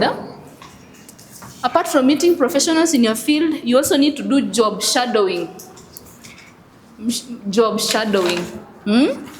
Very important. Do you know what is job shadowing? Job shadowing is more of, do you have someone or a mentor in that field of yours? What you want to pursue? Do you have someone you're looking up to who is doing the same thing as you want, the one you want? Yeah? Ulisema unataka kufanya gani? Yours? Remind me. Yes? Nursing. Oh, you wanted to do nursing. So do you have someone you're looking up to? Yes. Okay. Online or out there, your neighbor or? No. Yeah? Friend. A friend? Huh? Okay. So you at least doing some, she or he is telling you at least what is out there. Yes. Yeah. You need to do some job shadowing, yeah, in your field. Yeah. Kama ni pharmacy, what's your short-term and long-term goals? Yeah, that's the second thing we're going to do. Tutafika hapo, I'll ask you that question. Yeah, so do some job shadowing. It is very important for you. Yeah, the third one is set clear goals. You set clear goals. And when it comes to goals, there is short-term and long-term. Right now, if I ask you what is your short-term goal, first is to know your career, and the second thing is to pursue your career. Sindio? Yeah, and making sure that you're doing the best you can. Those are 3 or 4 years from now. What is your long-term goal at the end of the day? After the 5 years or after the 10 years? Yeah, after 10 years, umemaliza degree, now you want to focus. What is your 10-year plan? Somebody, long-term goal. At the end of the day, what do you want to achieve? Daktari, unaweza anza hospitali. Pharmacy unaweza kuwa na pharmacy somewhere, unaweza kuwa nayo in Nairobi. Maybe you already have thinking about it. Yeah? Umeanza kuulizia madrugs zinatolewa wapi, zinaenda wapi na zinakuanga na profit ama zina. Yeah? Susan Kihika. Yeah? Ama you are the baby girl. Yeah? Now you need to have a long-term and short-term goal. Joanne, when you do that nursing, do you have your long-term goal? What do you want to achieve after 10 years now? You've done your degree, maybe you have that work you're doing. 10-year goal, what do you see? Unajiona wapi? In 10 years. In 10 years. Utakuwa bado unafanya kazi, ama utakuwa umeanzisha something yako, ama utakuwa... Kwanza I want to start nursing. You want to start nursing? But pia nataka ku further my education. Okay, so you want to start with nursing, yeah. But 10-year goal is to do a master's, and you can even become a professor of nursing. You go and teach them. You become a lecturer. Yeah. Sindio? So you need to have a 10-year goal and a 3 or 4 year goal. Yeah, and you cannot achieve your 10-year goal if you don't achieve your 3-year goal or your 4-year goal, because how will you be a nurse if you don't perform well in your degree? If you don't graduate, what else? Yeah, you cannot go far. Sindio? Yeah, so your short-term goal will determine your long-term goal. So achieve what you have right now. Make sure you achieve them and you do very well. Then it will also help you after 10 years. Yeah, in IT, mambo ya coding. What's your 10-year goal? In 10 years to come, Yeah. I want to help humanity by starting a program, an app Yes. with some of my friends who do coding as well as me, Yeah. to help people like who are mentally challenged, like for example depression, self-harm, like lots of people Or those go who have through gone to it. drugs and all. Yeah, lots of people go through it, Yeah. but rehabilitation is quite expensive. Finding someone to consult is quite like challenging. Yeah. People out here judge you. They don't like, they say, "Mbona uko hivyo?" They don't know how you feel. So that app or a program can help someone like if you A safe space. Yeah. to speak about your emotions, speak about your problems. Okay. Yeah, and I also like to start my own, like a small, I don't know. Farm or something. farm, yeah. You become your own boss. Yeah, I want to become my own boss. I see. Oh, Fantastic. Yeah. So yeah, that's good. Yeah. At the end of the day, it's about helping humanity. At the end of the day, tunaelewana. Yeah, it's about helping humanity. At the end of the day. Yeah. And you can do that in any field. Even in engineering, unaweza sema sasa acha nitengeneze bulb iko na color zote. Yeah, or acha nitengeneze something that is just unique, si ndio? Yeah. So it's all about helping humanity at the end of the day when it comes to your careers. Yeah, another one is to build skills. Build skills. And no skills, there are soft skills and also hard skills, sindio? Yeah. When it comes to soft skills, you cannot be an engineer mwenye ako na character ingine iko wayward. Hauna patience. Yeah? You're not good in communication. You know, soft skills is very important in any field. In any field. As a nurse, we were giving a bad example about nurses. I'm very sorry. I know you're gonna be a good one because it's coming from your heart. Yeah, so you need soft skills. Soft skills include good communication skills, yeah, integrity. Yeah? Someone has come to you as a daktari, amekwambia mashida zake na ni neighbor. Unaenda unamsengenya, unasema unajuanga huyu msee anakuanga na ako na shida fulani. Which is very bad, sindo? So you need soft skills.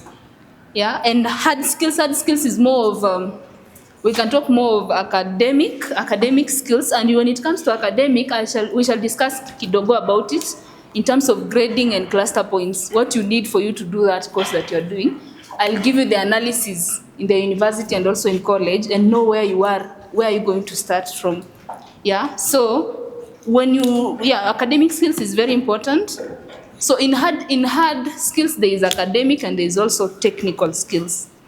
Those two are very important. So right now, as you're waiting for you to join university, maybe in September, you can be doing something along your career path. A short course or volunteering, just going and seeing what people are doing, yeah, and see what people are doing out there. Sindo? Yeah.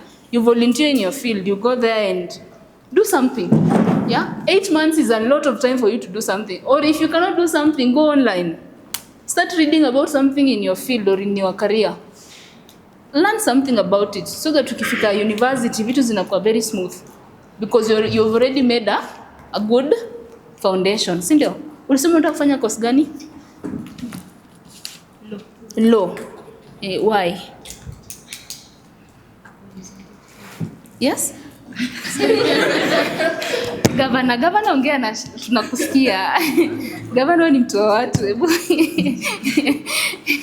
Why law?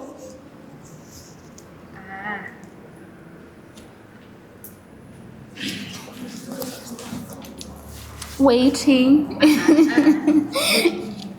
Majority of my extended family members, Yes. the ladies are lawyers, the men are engineers. Majority of my uncles and aunts, Okay. except my mom and dad. Yes. Mnasikia hiyo maneno? The only man in the house. You're hearing? Yeah. Amesema aje? Yeah. Amesema majority of what? Of the relatives. Yeah? On the women's side are lawyers. Yeah. Men's side are engineers. My parents didn't get the chance to go to university. Oh, they didn't get a chance, so you want to do it on their behalf. Oh, yeah. Let me not finish. Let me not finish. More like, I'll be the first person to bring a degree home. Like, you'll be the first person to bring a degree home. Amen. Like, yes. And this degree is law. Yes. Why law? There are so many other degrees. There is IT, there is a lot. No other interest. Yes? I'm interested in law. Why are you interested in law? Because I'm interested. Actually, these questions are very critical. Please listen to them very keenly. Ask yourself those questions. Yeah? Me, I find law interesting. Why? We have a court at home, near my home. I can find a court near your home. Yeah. So if you had a hospital near your home, there's also a hospital. No. There's also a hospital. Oh, there's also a hospital. There's a court. But at home when I'm free, I can find myself going just to see a law case. Oh, you just go and see a law case? I just enter the court. Then you just listen and you... I cannot go to the hospital. You cannot go to the hospital? No interest. What if the court was not there near your home? I'll move. I go live with my aunt. I'll find the court. You'll find it another place. The why question bado nasikia, bado hujajibu the why question. Why do I want to do law? Yes. I've said I want everybody mkitoka hapa, unajua kwa nini unafanya hiyo course na ni hiyo ndio unataka kufanya. Yeah? I find it interesting. And bado tujafika. I've lived I want to seeing know many why. people do law. Oh, you've just been seeing many people doing law. So if you could have seen many people doing. And I got interested. No, I've seen engineers, I've seen people doing But business. you've seen engineers, you've seen business, but you've seen many people in law. And I'm interested. Let me tell you one thing. Hello. Munanisikia? Yeah. One thing I want you to know that you can never inherit a course. Never. It's not land. It's not a plot. You can never inherit. You can be in a family, the family tree, yani wote ni lawyers, but let me tell you, unaweza toka hapo kwa IT mwingine mnoma sana. Yeah? So don't ever inherit a course or a program. Another thing, you have a life, you as our governor, our incoming one, you have your own path, you have your own life, you have your own strength. Don't do anything because of maybe, some people, this guy alikuwa third year, akawacha, alikuwa anafanya civil engineering na akasema, it was because my dad told me he really wanted to do civil. I'm telling you from his heart, he really wanted, but he couldn't. Now he decided to pass over the inheritance to the son to go do civil. And this son is not there. Yeah, his field is very different. So you can never inherit a program or a course from your parents or from your relatives or from anybody. I want you to go sit down. That's why we started with self-discovery. Analyze yourself. Leave alone the environment, leave alone who is doing what. There is something unique, very unique about you. What if you're the one to change the family tree? Equal engineers. I'm equal family tree of equal. Law. Yeah. Law. Yeah, so far I'm convinced 99%, so I'm satisfied. I'm satisfied you want law and that is it. Yeah, and even going there and listening to those cases and everything, it makes you. Now, which line of law? Corporate law. Corporate. Which line of corporate? Business oriented. You know, the long term. Yeah. Currently, I'm doing computer classes because the world is going to IT. Yes. Plus entrepreneurship classes. What? Entrepreneurship classes. Entrepreneurship and computer. Okay, that's good. To separate classes. So the long-term goal, yes, is entrepreneurship through law, corporate law. Now the type of business I'll just know in university. Okay. But right now I'm sure it's corporate law. It's corporate law? Yes. Okay. Because, I'm asking you that reason because maybe you want to be a professor of law, maybe you want to do business in law, and the business I'm talking about is do you want to be an advocate? You don't want to be an advocate. What do you want to do? You want to have your own company and do business. How are we going to do business if you're not an advocate? I want to be a corporate lawyer. I like those heavy statements you're using, but you need to narrow it down. Yeah, and understand it better. Do more research in it. Do more research in it. Corporate bado ni wide. Nitajua mbele. Utajua mbele. Hiyo sector. Yeah, but at least you have an idea. Ni law na ni hivyo and everything. Yeah. Okay. That's good. Yeah, so tunaendelea vizuri. Yeah. But you can do a lot. But for sure, I can't say that I can't take up cooking. I would do it like maybe side hustle, something extra. I could open up maybe a restaurant down in the line, but I don't think I would want to do it as a main course. Yeah. Okay. It's also a hobby. Because in our university we have Bachelor of Science in Hospitality. Yeah. And Bachelor of Science in Hospitality is not just about cooking. Okay. It's about everything. Yeah. From managing to all those things. Yeah? I know. So you are equipped to go out there and even start your own things and do all that. I'm also looking for the title. You're also looking for the Title. A title? Yeah. Oh my God. Unataka tu title? I'm very sad right now. No, it's there, but Oh my God. Oh my God. Oh my God. I wish to meet you 10 years from now. I would wish to meet you 10 years from now. I would wish. Nikupate huko hivyo una manage Masai Mara Lodge and all that. And you're like, Phoebe, what? Anyway, that's okay. Yeah, that's okay.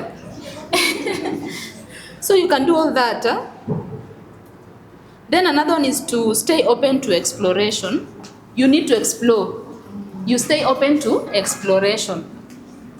Be somebody who can explore. Usionange tu ati hii tu ni hii peke yake, low tu ni low, sijui nini ati tu ni hivyo. Hapana, go out and explore and see what people are doing out there. Yeah, you go out and explore. Yeah, so be open. Nah? Be somebody who is open-minded. And how do you stay open to exploration? The first thing is to explore broadly. You don't limit yourself to one field.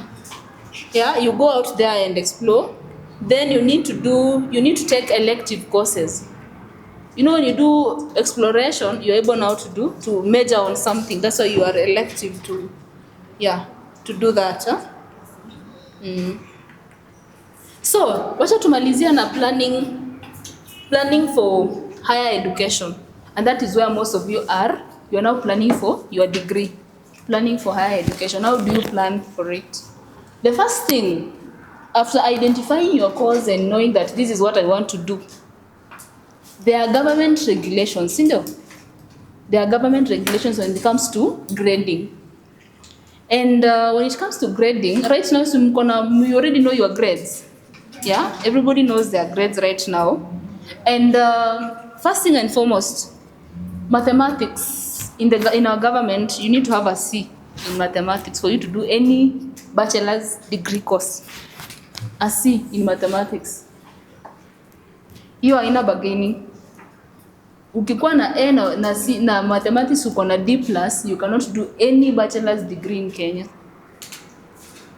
And I'm talking that from experience, and I work in a university and I understand all those logistics and systems. So you need a C in mathematics for you to do any bachelor's degree. Tuko sawa hapo? Yeah, kama una C in mathematics, you'll have to start with diploma as you grow. I'm very sorry, but that is it. So in as much as maybe you want to do this course, you just know that for you to start with a bachelor's degree, you need a C.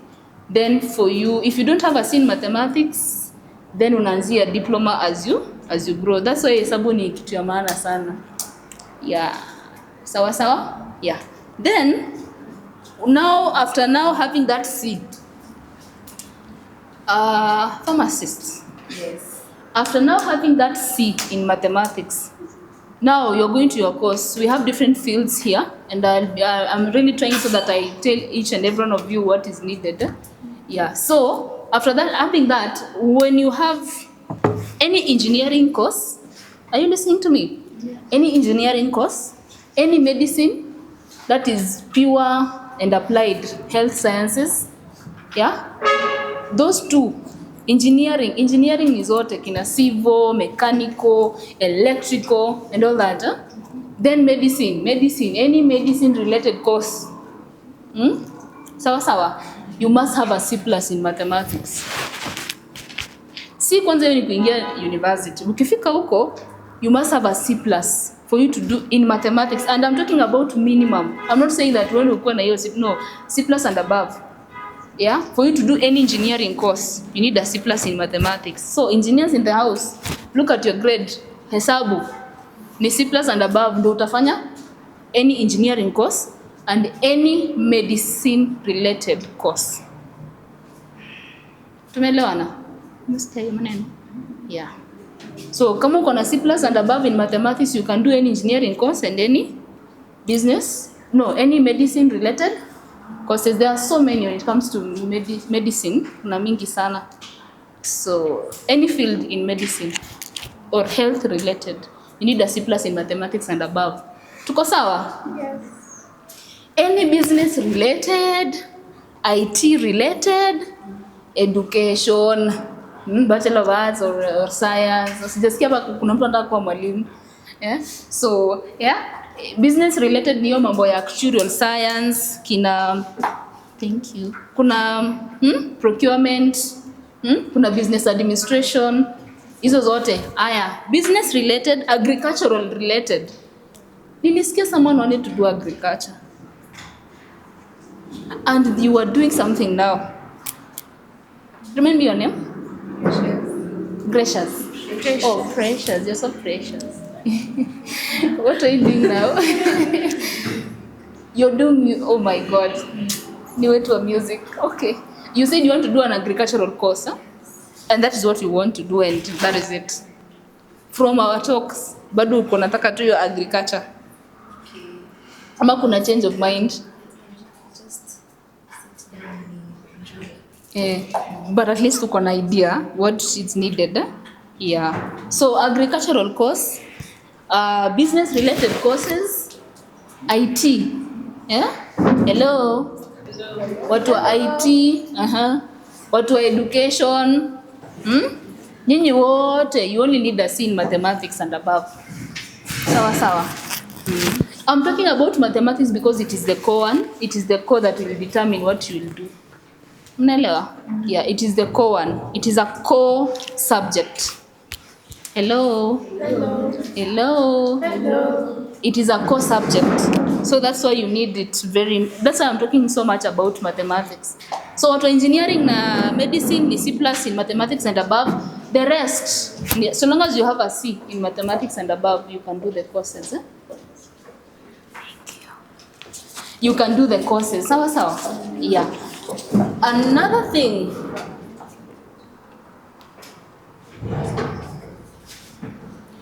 When it comes to, let me ask,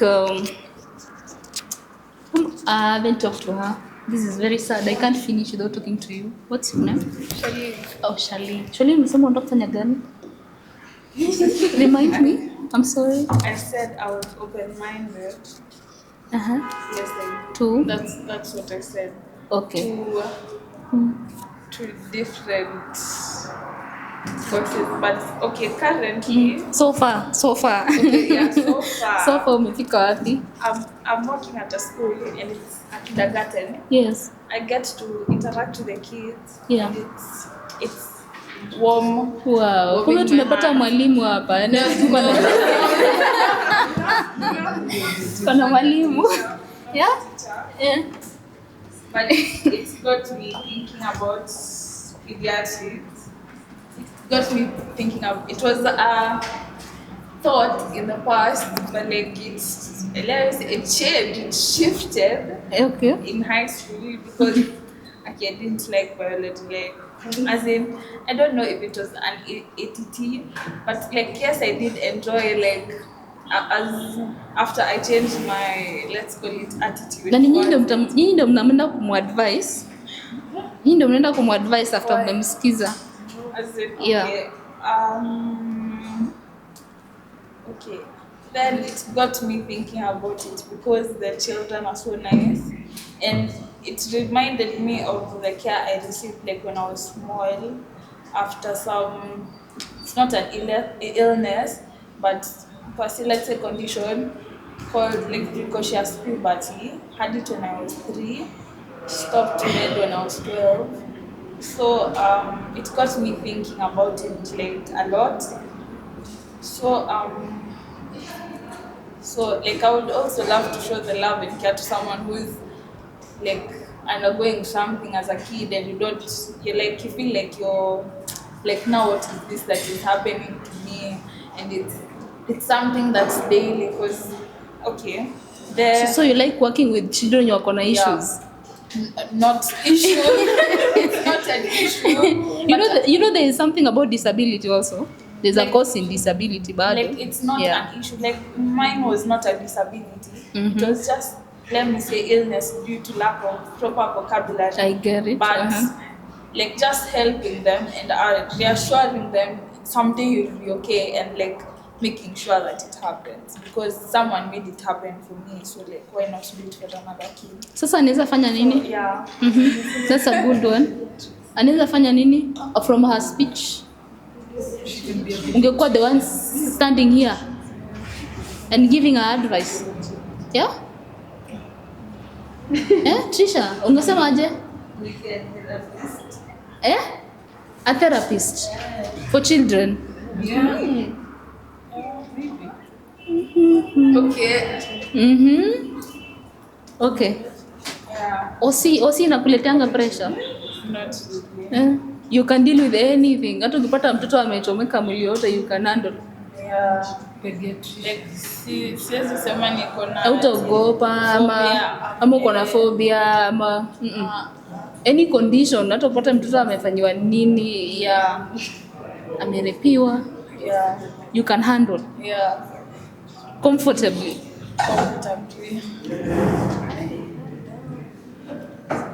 Mnasemaje wangwana?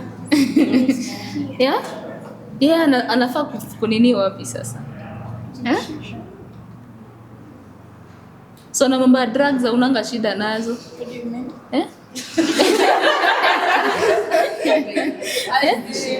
You know, being a doctor, of course, you deal with so many things. As an Akid is doing drugs, like, I just advise the person because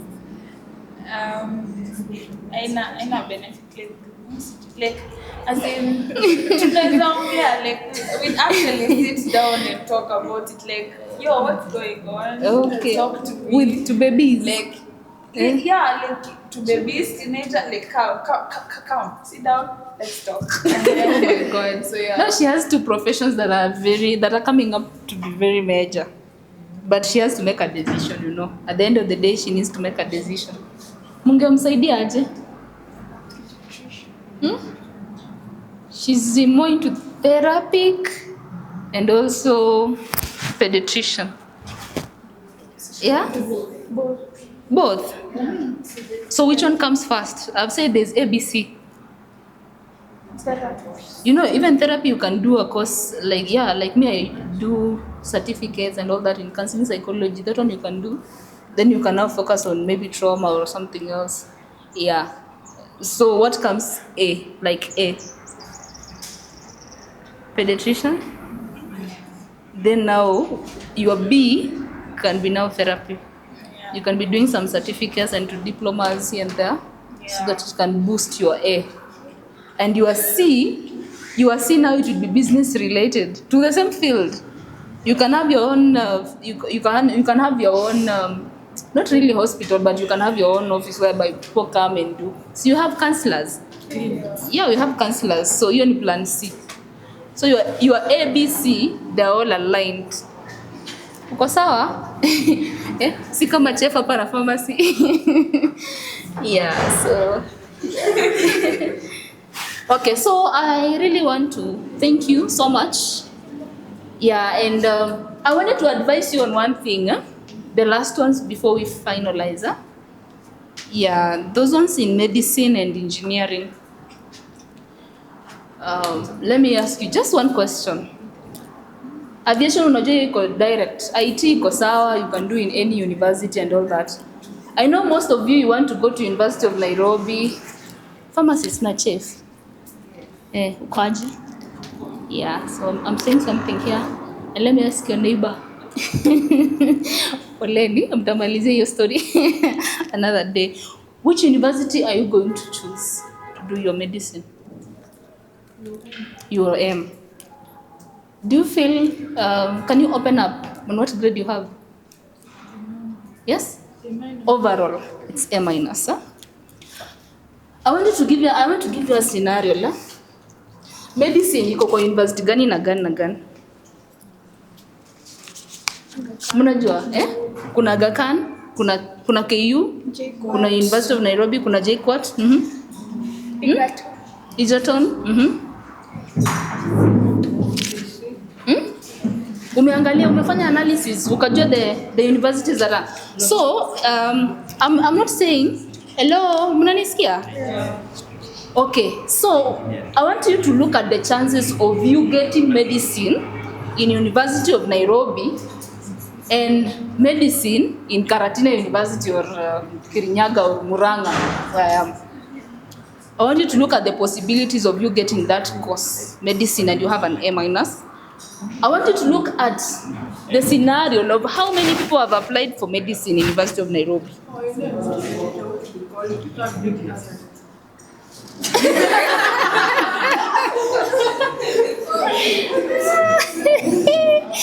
Hey, mmesikia maneno? Amjasikia? Shisha mmesikia? Oh, amesema yeye ana shida hata University of Nairobi. Atafanya parallel, so she's sorted. And now, acha tuangalie scenario lenye mtu mwenye ana hiyo software engineer. You're here. Yeah. Unataka kufanyia wapi university?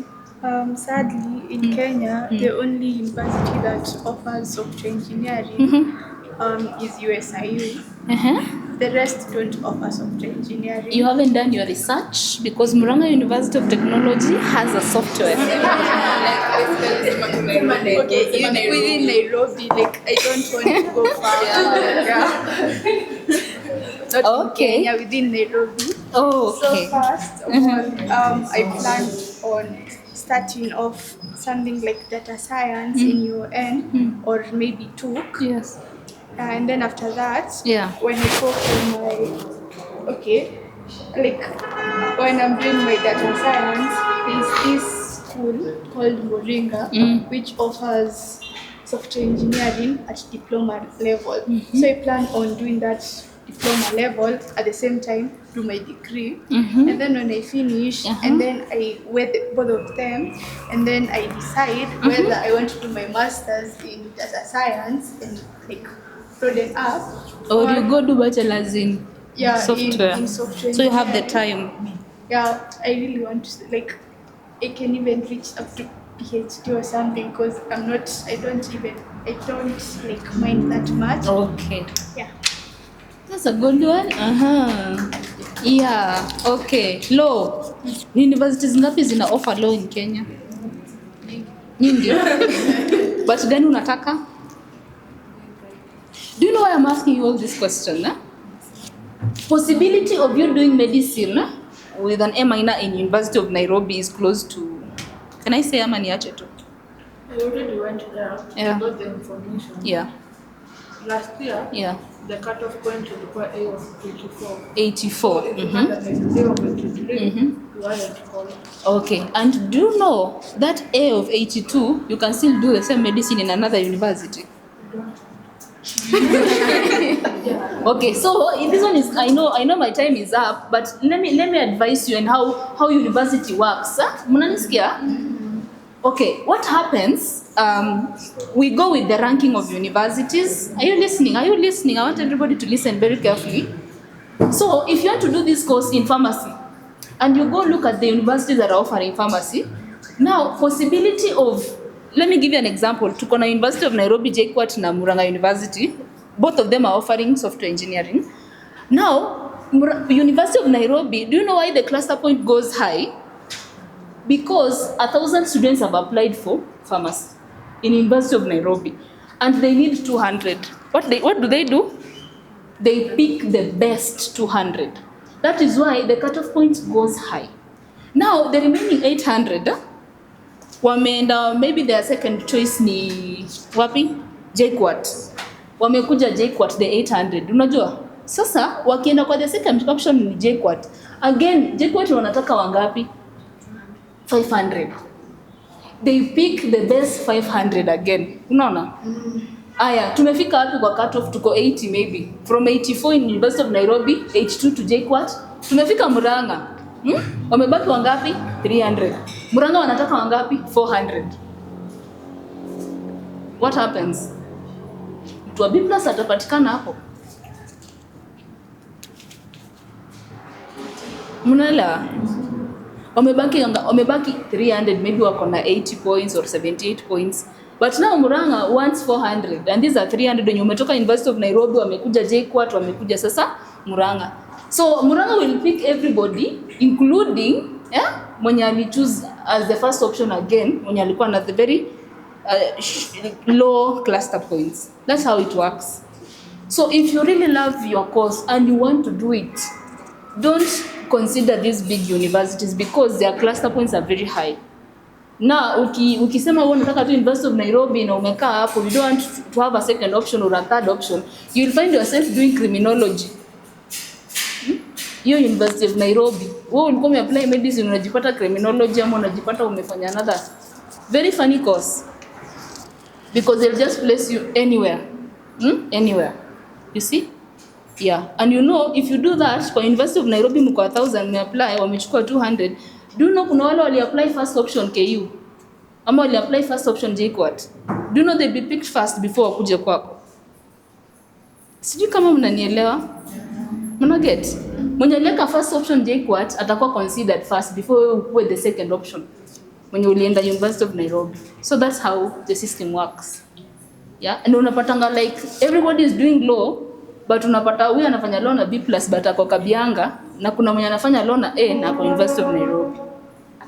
Okay? But at the end of the day, you are doing the same curriculum.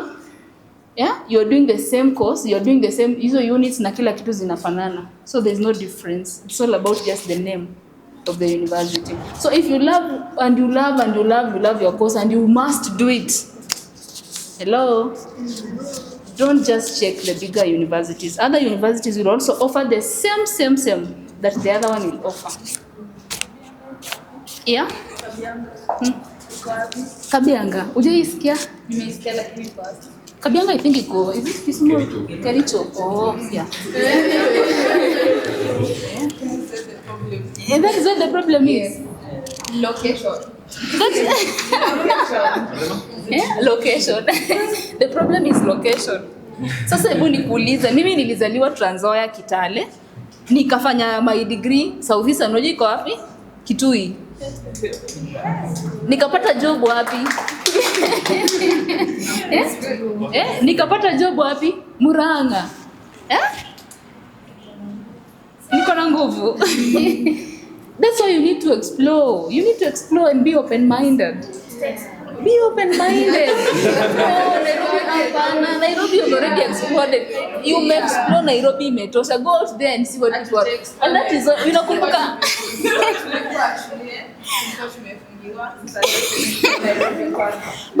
But have you got, do you know out there life is very nice, bado? You guys, you don't know. You guys have no idea. Life uko nje pia bado tu ni very nice. Na in Nairobi bado it's accessible. You can still come back to Nairobi. Yeah. Oh my. So any question before I say thank you? So far at least uko na idea of what we need to do. Sindo? Yeah. At least there is something. Yeah. And what you're supposed to do, be logic to yourself. Be very logic. Be very logic and be open-minded and just be somebody who wants to explore and see what other people are doing. Any question? Baby girl, you have not talked. So you know your course? Yes. Hata mtu akikomsha sana nani ukasema ni hiyo. Na ni gani hiyo? Mental. Dental. Sorry. Dental. Is it because of what you have in your... No. Or somehow? I want to specialize in orthodontics. Exactly. Do you know that is very important? Like, there is something in you and there's something that you want. And you see, actually, that is what I love, by the way. There is something that has triggered you to do that. Yeah. Dental. Okay, I wish you well. Thanks. Yeah. Any other? Kuna swali ama mko sawa? Have I helped you in any way? Yes. You will go home and say kuna kakitu. Yes. There is something. Yeah. Yeah, I really appreciate. Yeah, and every time, hello. Every time you feel down and you feel maybe things are not working out, I want you to go read John 14:27. John 14:27. That one should be at the back of your phone. John 14:27. Hiyo tu ni story, hiyo tu ni yako. Every time you feel down, every time you feel maybe things are not working out and all that, just have it in your mind. John 14:27. Yeah, it will help you a lot. Yeah. So I wish you well, and thank you so much for giving me the attention and listening to me. I really appreciate, and we shall meet again and talk more. God bless you. Thank you.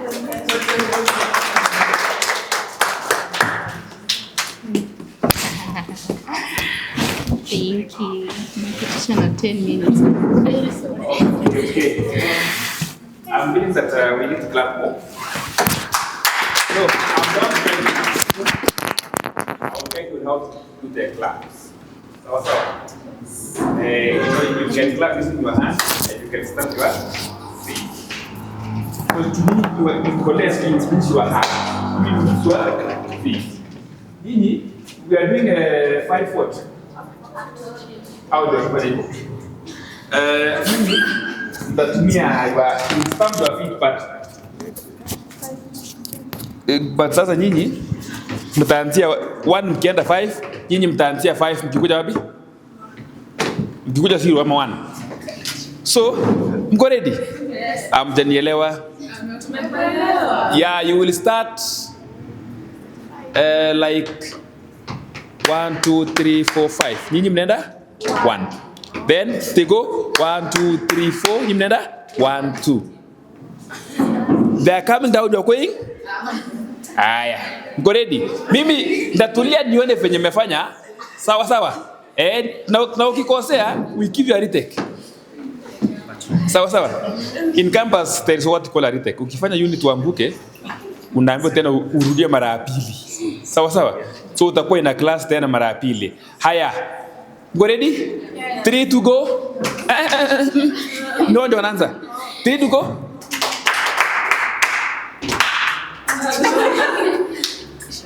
Oh, I'm giving a last warning.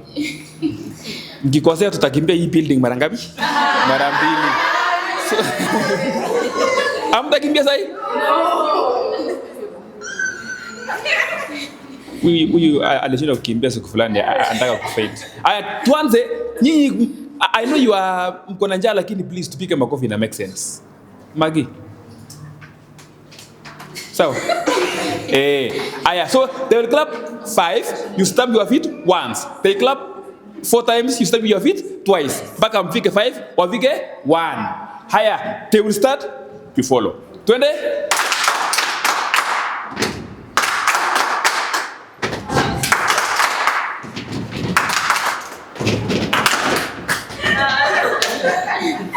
Haya, fanya hivi.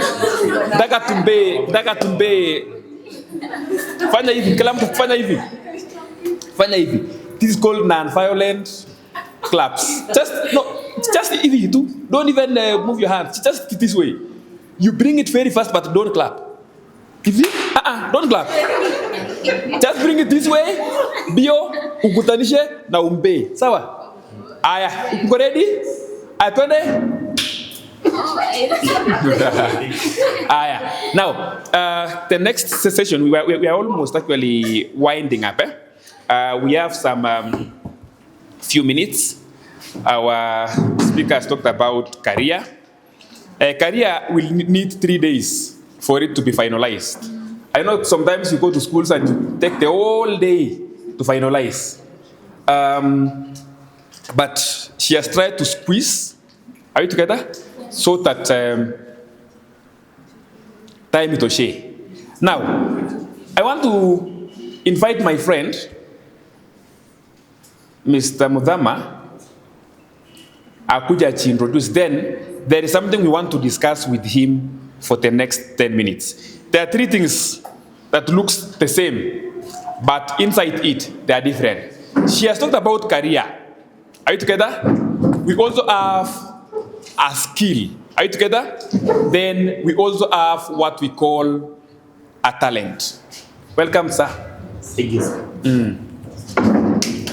Yeah, you can invite Bazala. How are you? Fine, sir. For the sake of the video, for our YouTube, yeah, you can have that one. Thank you. Yes. All right. It's a great honor to be here. Thank you. Yeah, I want to appreciate the people who have spoken before me. Madam Phoebe, Pastor Onyango in absentia, another invited guest here, Madam Neema, and the convener of this event, Kipruto Alex, sir. So I'm really honored to be here. I'm learning a lot myself. She said something, and I felt for some of my friends who are victims of the same mistake, and some of my students I've taught somewhere who have also fallen victim of the same, maybe due to lack of the advice. I've seen people choosing the university and not a good course. That one I have seen, and I've seen people cry out there. I have a girl who is about to graduate. Not my daughter, a girl. A girl I taught somewhere in Mukaga. Your long student. ago. Yeah. Student. A student who is female. It's a girl. Okay, now she's about to graduate, but she is even worried. She's asking me, where will I go? I am a teacher. She's telling me, Mama, do you have some opportunities? Because the course she pursued, but I'm wishing her well. So the point is, if I got the advice which has been given here 6 years ago, I would still be a teacher. Thank you so much for what you're doing. Now, let's ask that question in this manner to our speaker. If the information you know and you have right now about careers, if you knew it before joining campus, would you have pursued the course you did? No. Wow. No. Okay. Wow. A big no. A big no. For me, I had 2 courses in mind. Kabisa, education and nursing. You could not make to be a nurse. You could not. Why? So God guided you well. And if you feel you made a mistake, if you feel you made a mistake, it was a good mistake. You can't succeed. I made a mistake. You know, nurses need people who are polite. What safety? I'm very a nurse is supposed to be polite, a kind person. Polite. Ngoja, hebu tuanze vizuri. The characteristics of nurse. A nurse, hey, a nurse, man. Tuanze vizuri. Number 1. Kibruto. Kibruto, a nurse. Tuanze vizuri. Number 1. A nurse. Kibruto. Ati nurse Kibruto. Apart. Just thank God you are a teacher. Now, and you are doing what it well, made sir. me to be a teacher is the university. I went there with the option A, nursing. Option B, education. Now, kufika nikambe hiyo nursing tunaongelelea and kama utaenda university nyingine. So I did education. Congratulations. Yeah, you did a good course. And it suits you very well. Si ni mwalimu mzuri? Yeah, very good. Sometimes. Si mwalimu mzuri, sometimes. Okay.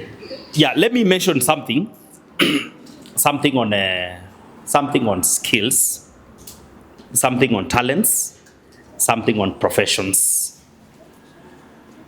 stroke careers. Madam has spoken a lot on the same, and I would like to tell you that in the current world that we're living in, if there is something that is paying out, is talents and skills. They are not much different from one another. Actually, they are the same things. Let me show you how different they are. Then I also merge them again. I tell you how close they are or how similar they are. I had these classmates, 2 of them, Paul Mwoki and Ian Zhao. They were both performing very well. Now, they had 2 distinct differences. Ian Zhao never worked hard in school. In most of the cases, when there is no teacher, Ian doesn't read. He could actually interrupt those who are reading. And in most cases, he was in the list of noisemakers. But when the exam comes, Ian will scoop 78 over 80. That is chemistry paper 2. 76 over 80. That is physics paper 1. Like, the guy was just good. He was good. Then now there is Mwoki on the other side. Mwoki, hey, gentlemen, how are you? Let's appreciate this man, man. Unacheza na hiyo meeting. This is a good guy. You know, boys don't like forums. Men don't like forums. I'll explain to that, and I will give an evidence of the churches where men are few, but they facilitate the women to go. All right. I have a friend here called Ian, as I've described him. Then there is Mwoki now. Paul Mwoki. Very disciplined, always neat, very hardworking, and always on teachers. Just consulting things. Working very hard. When the exam comes, Mwoki and Ian very close to one another. One being very reckless, another one very hardworking. But at the end of the day, the result is more or less the same. They are both giving us good results.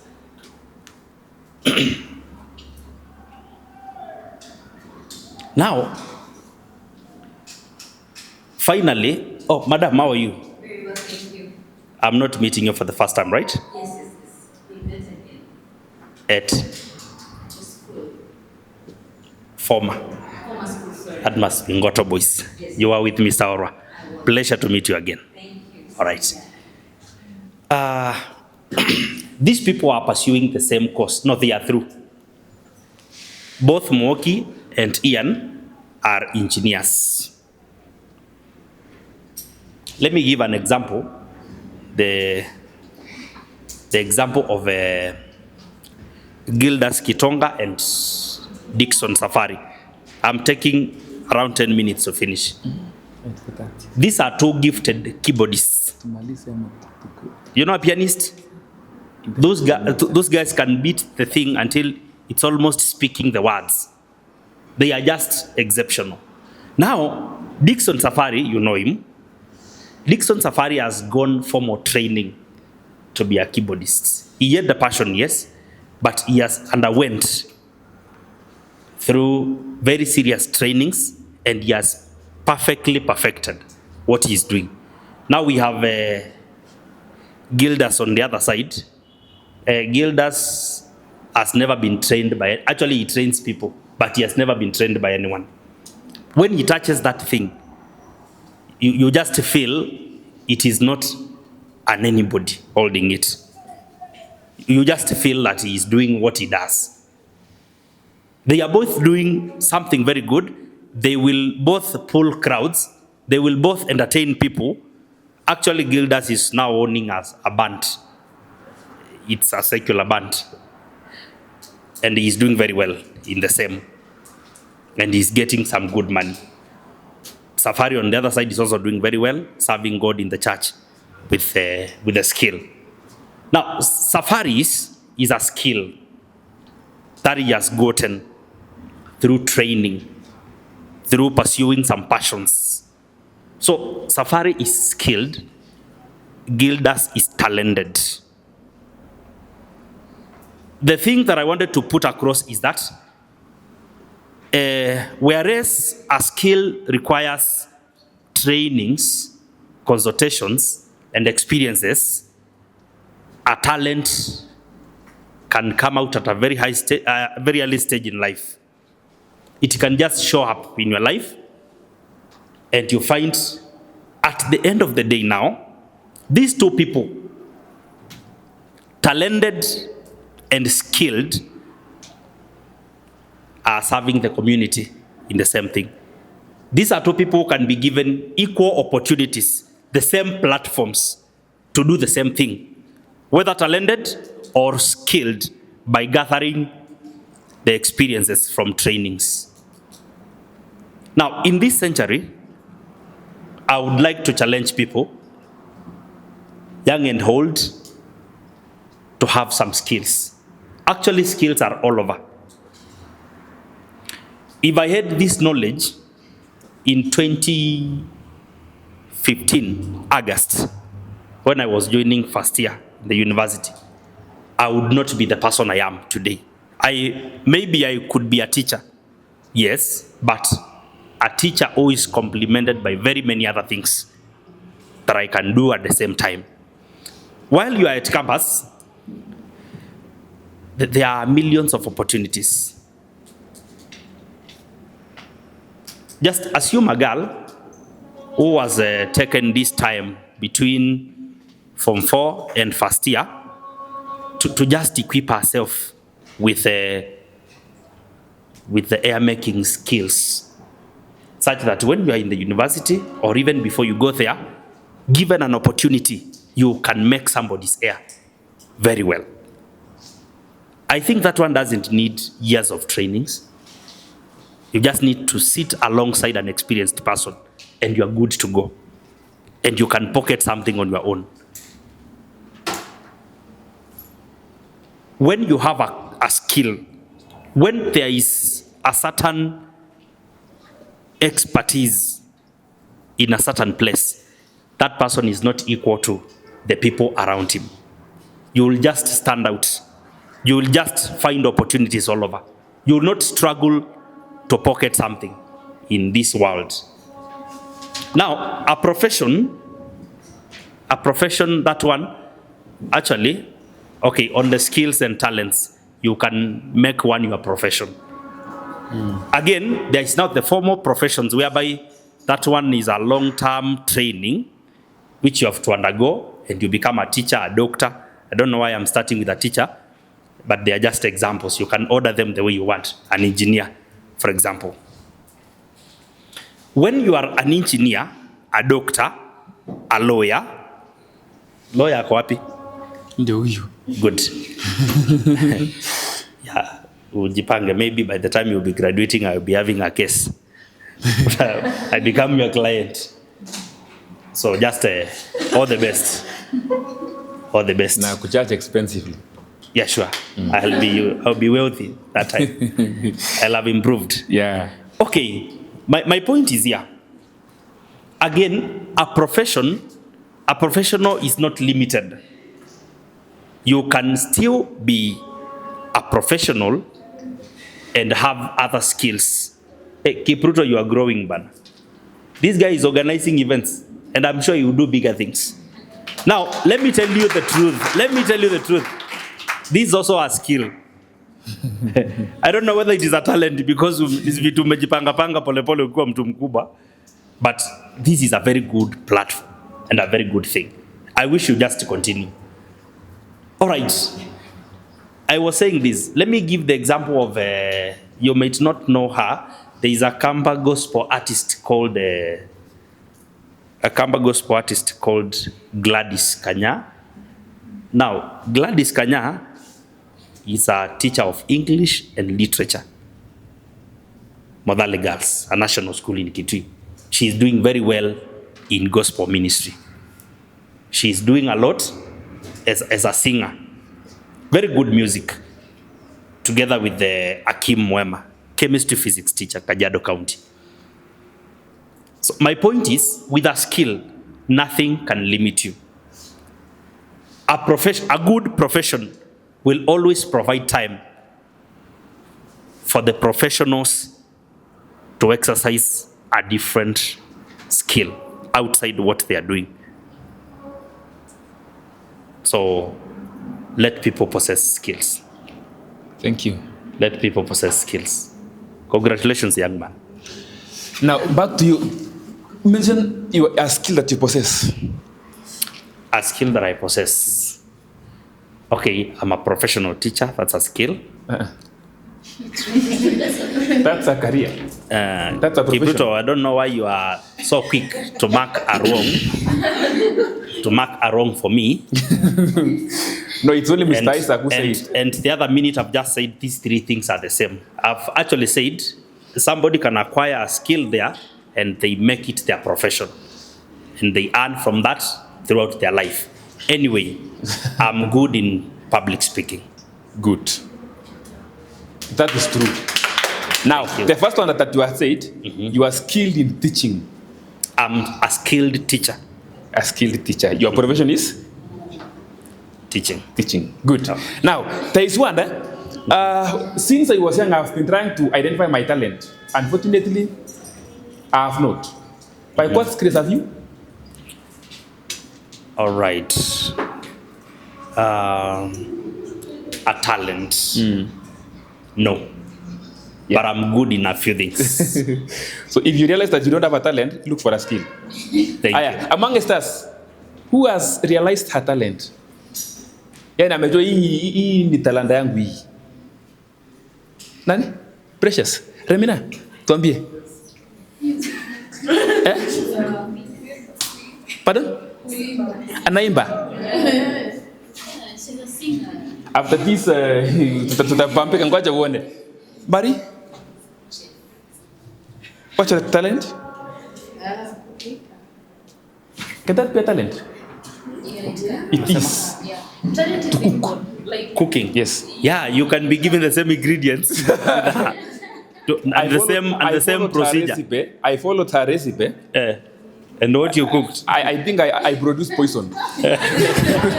Yeah, that's talent. That's talent. That's a talent. Sure. Anyone who has acquired any skill, and I remember skill, you can. Yes, sir. First of all, I haven't seen before. Pardon? I haven't seen before.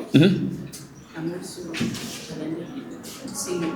In singing Writing. and writing. Wow. Hey. Songwriting. Wow, a script. You know, if you can compose a song, you can come up with a script. Yeah, sure. That's nice. You can form a band. Mnaweza fanya collab. Also? Writing for some song. If you check in YouTube, if you follow the Bonbreakers family and find Bonbreakers family under the benches, Make sure umeenda kusearch ndio mumsikie. you can find my members of the group and I. So you just like finance, still down. Wow. We were talking with you the other day. Was it you? Tunaongeanga na watu wengi kwa simu, but I think it must be you. We talked about finance and the idea. And also, there's a song that I participated in, which that also, if you sing it, if you search featuring the Princess Melan K featuring the Princess is right. Wow. Aya, so utamwona na atakupatia complete nini. Yeah, so as long as the idea is there, the talent is there, finance can never stop anyone. Sindio? Yeah, sure. Yeah, sure. Wangu, what's your talent? Ama wewe kama mimi, unajua mimi sijui. Any skill? Sports. By the way, she's a very good basketballer. Oh. Wow, Yeah, she was in the first team, Loreto basketball team. So the other thing, there's something he said that between now and September, we have several months that can make you can use it very well to acquire what? A skill. You know, a skill is not like a career. A career, you have to study it for a very long time, like 4 years. But a skill, you can do it in a month. Like driving is a skill. And nimesikia hapa kuna madereva wengi sana. You are in a driving school. Oh, so you are getting that skill. Yeah, so which is okay. Now I think we don't have much thing in that part of career, skill and talent, but we say this. As far as sometimes you may not identify your talent like me, but you can get a skill, and like he has said, a skill and a talent, they can pay more. The problem with a talent is it can only pay for a short period of time. Like the athletes, they get so much paid, but after 40 or even before 40, the talent no longer pays. But a talent like yours, we have artists who are 60 years. Sure, they are doing it. Yeah, even 65, even 70. Even there's an artist from, is it Malawi? Anajitanga Chalamanda, 95 years. The old man. Yeah. If you search Chalamanda, you'll find a very old man singing. Those they pay for long. Now, our speaker said that you find a time ya kunyamaza na ufikirie kuhusu maisha yako. That time is called? A me time. A me time. Think about the skill you want. You can be making air like those ones for Teresa. Mtu anakuja unamuundia. How much did you pay? I did it myself. Hey, yourself. There was a mirror in front of you. I know. You know. So that's a talent. It's a talent. I mean, it's a skill. Talent. A talent. She doesn't struggle to do it. It's a talent, sir. It's a talent. Hey, sawa. After this, okay, next week, ndafute Mario Mudie. Marie is admiring your hair next week muundie kama hizo. Sawa sawa. Yes. So now Mudhama, you remember the questions I asked Pastor Isaac? I don't remember all of them. You can repeat them. We can repeat them, eh? Yeah, sure. Then Mariwa, you get ready again after Mr. Mudhama, you will take us through. Our first question was, because we want to finish in the 20, they come from far. Our first question was, you give us your achievement so far in your life. Achievements or achievement? One, especially the latest. All right. So far, I might done a lot of things, but I can credit a lot on the people I have transformed their lives so far. More so, students that I have met. And those that you have not, because you've not met all of them. Those ones have not yet achieved. You are a teacher that you teach both physical and? Oh, I get your point. Thank you. Thank you. Yes. The second question is, what do you like about your family? What I like most about my family is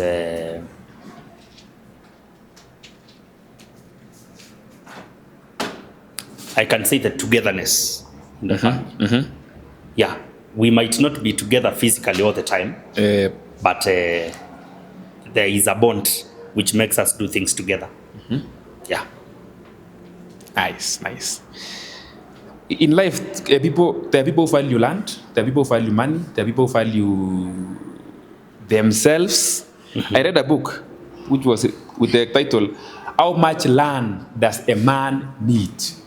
And the answer inside the book is, it depends with what you value. If you value land, you will have a lot of land or money. Yeah. What do you value most in life?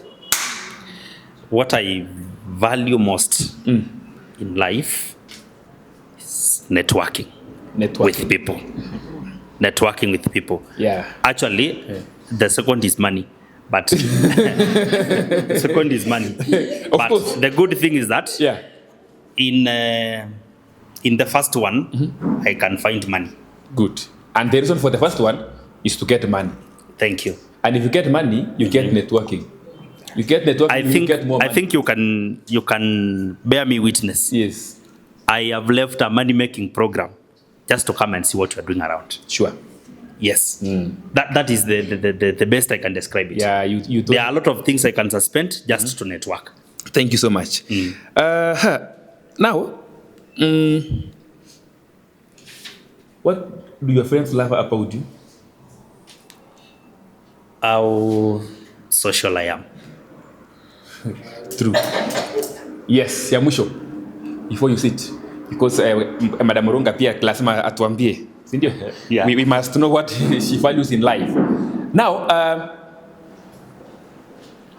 what do you want to improve in your life? You feel like this one I must improve it. All right. I'm not perfect in many ways, but I would like to improve. What I want to improve on is my financial life. I'm doing something, and I want to do more. To improve the same? Yes. Thank you so much. You may have a seat. Thank you so much, sir. Yes. So, but before that, just a minute to become a coffee. Introduce them to your learning program. Then, Mariwa, you stand up. You take us through what I've taken him through. Sawa. Mariwa. Da point mwingine. Nani? Oh, you are pointing for me. Oh, naongea leo? Na Angel pia? Waongee, mtubie mtu moja. Just have a conversation. Have a small meeting, then you tell us who will take us through. Yeah, so... There's something you are saying. You want to network me? You will network. with all of us after this. Thank you so much. Okay, so you were saying something about about this brand. He's actually doing what I'm doing exactly. He's teaching, he's a physics maths teacher. I know where he's been through. You were in Moka Girls. No, you were in Ngoto, Moka, back to Ngoto. Is that the case? Yeah. Machakos, and now in Westlands. Yeah. Okay. For me, I've been in 1.5 school. Now I'm in my third school. Wow. So tell them how you teach virtually. All right. Long time ago, when we were small children, that is 2020. Where were you, by the way? When Corona came, class 7, the country. Yeah, we were so idle, such that even some of us didn't know what to do because schools were closed down, and we were there. That time, I began a program in YouTube, and I called it Shifting Grades Online School. The branch you see here, Shifting Grades. Yeah. Now, I never knew that it will peak and maybe become a big thing. But Mr. Kipruto, I'm proud to announce that as we talk, Shifting Grades is the biggest platform of education in Kenya. Now, in fact, I saw someone. Can you clap? I saw someone from Philippines. Philippines, which continent? Wacha niuliza nani? Hebu tuambie. Philippines. Asia. Yeah. He was going to do an exam. Akaipitia that tutorial. Then one of the examples in KCSE ikatokea kwa mtihani ya Philippines. Exactly. And he was so happy. It was math. Math, yeah, it was math. It was math. Yeah. So that is Shifting Grades. Thank you. Thank you so much. Aye. What's the conclusion? Nusu. I have this microphone. Sawa. Now, I've gotten closer to God during this period. I've been able to make new friends. New friends? Yeah. Thank you. Give it to Angel. Yes.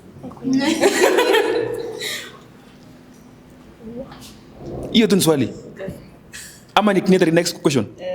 Okay, sawa basi. What do you love about your family, Angel? What do you love about your family? Umesahau English yangu. My family, I love the strength that my family has through the hardships that have come from the past years. They are so strong. I love the faith that my family holds. In everything. Yeah, and I'm not saying it because Marie said, but also the support that they offer. Oh, thank you. Mention 3 things that you are good at. There is Sky. I'm good at organizing things. You're good at organizing? Things. I like organizing things. Thank you. Number 2. I'm good at swimming.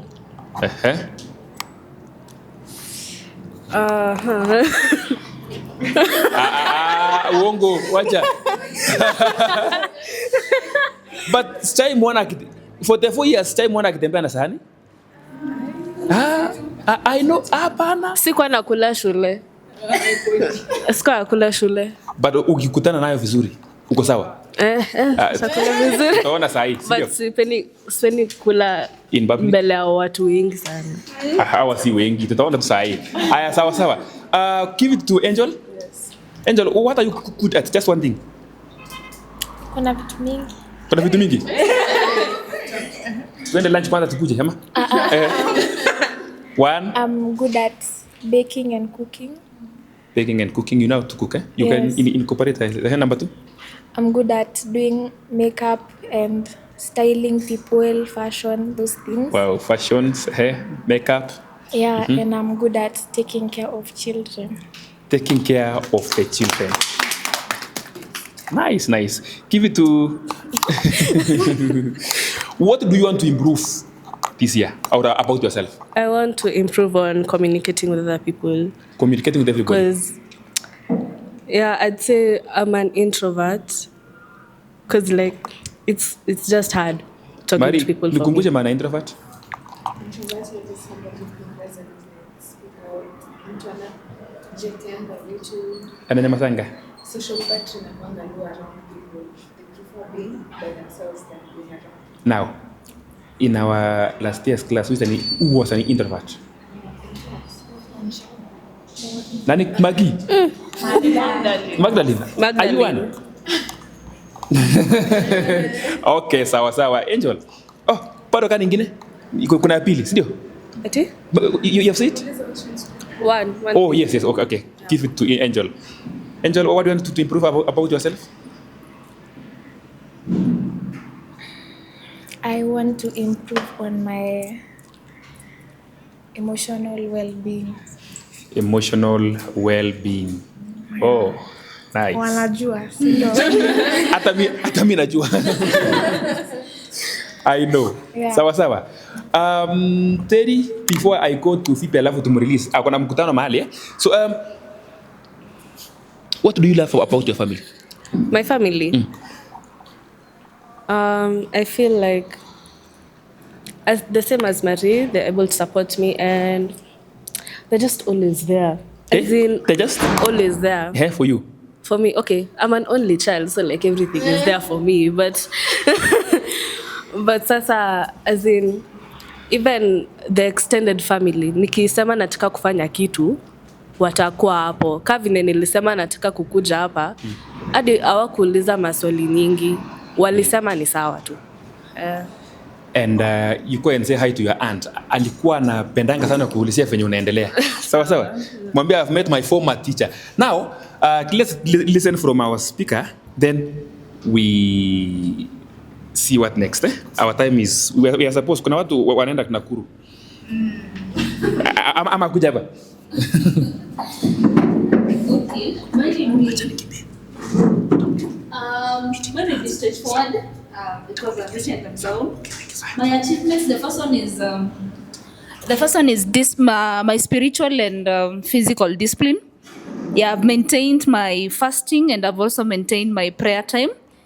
And I've also managed to maintain my gym time and just eating well and just maintaining the body I have. Yeah. Mari. I know it takes a lot because you have to be disciplined even in terms of eating. You don't just eat anything. Yeah. Then another achievement is being a wife and a mother. Yeah, hapo kwa mother sana, you know. That's my greatest achievement. In terms of family, first I want to appreciate those who have families and maybe you have that the other side.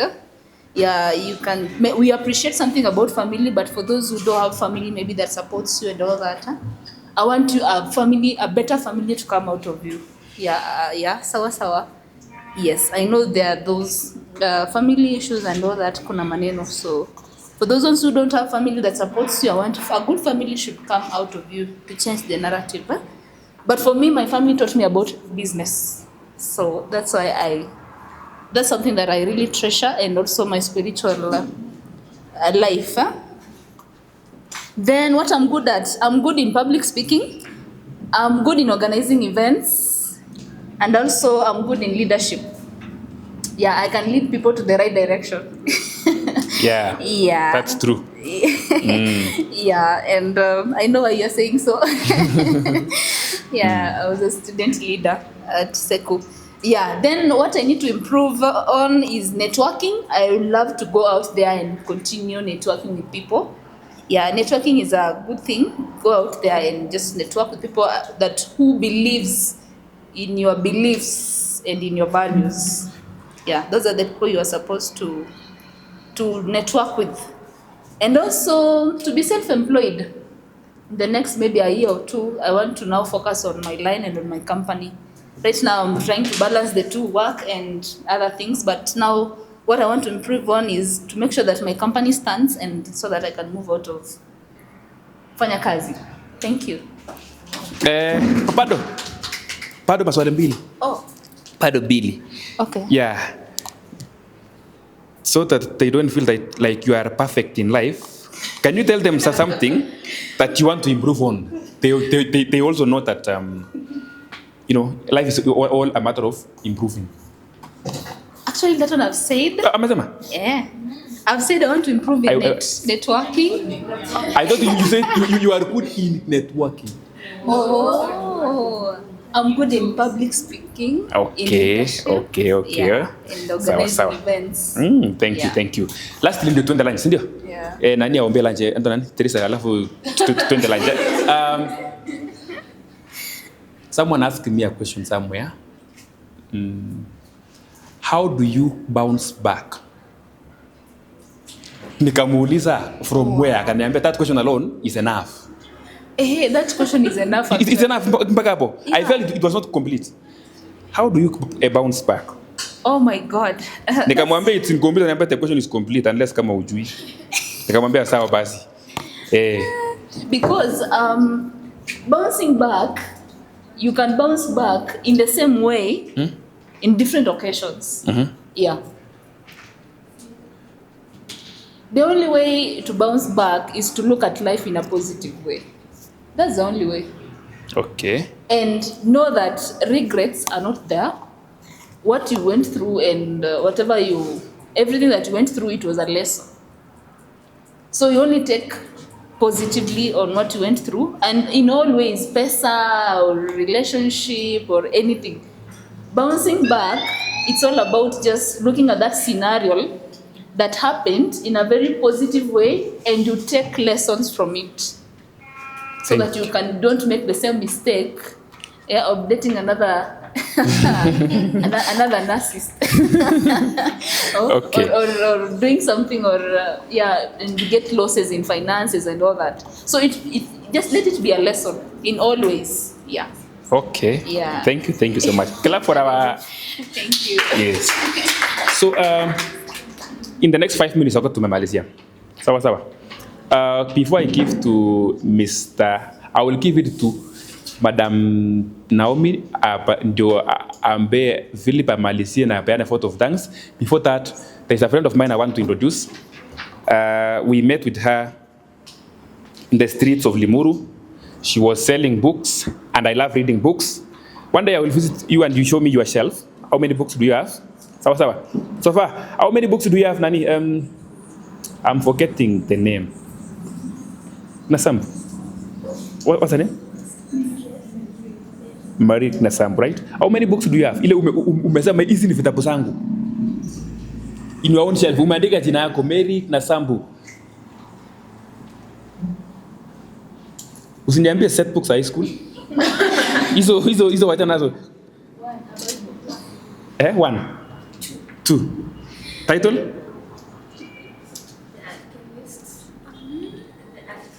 Na ingine?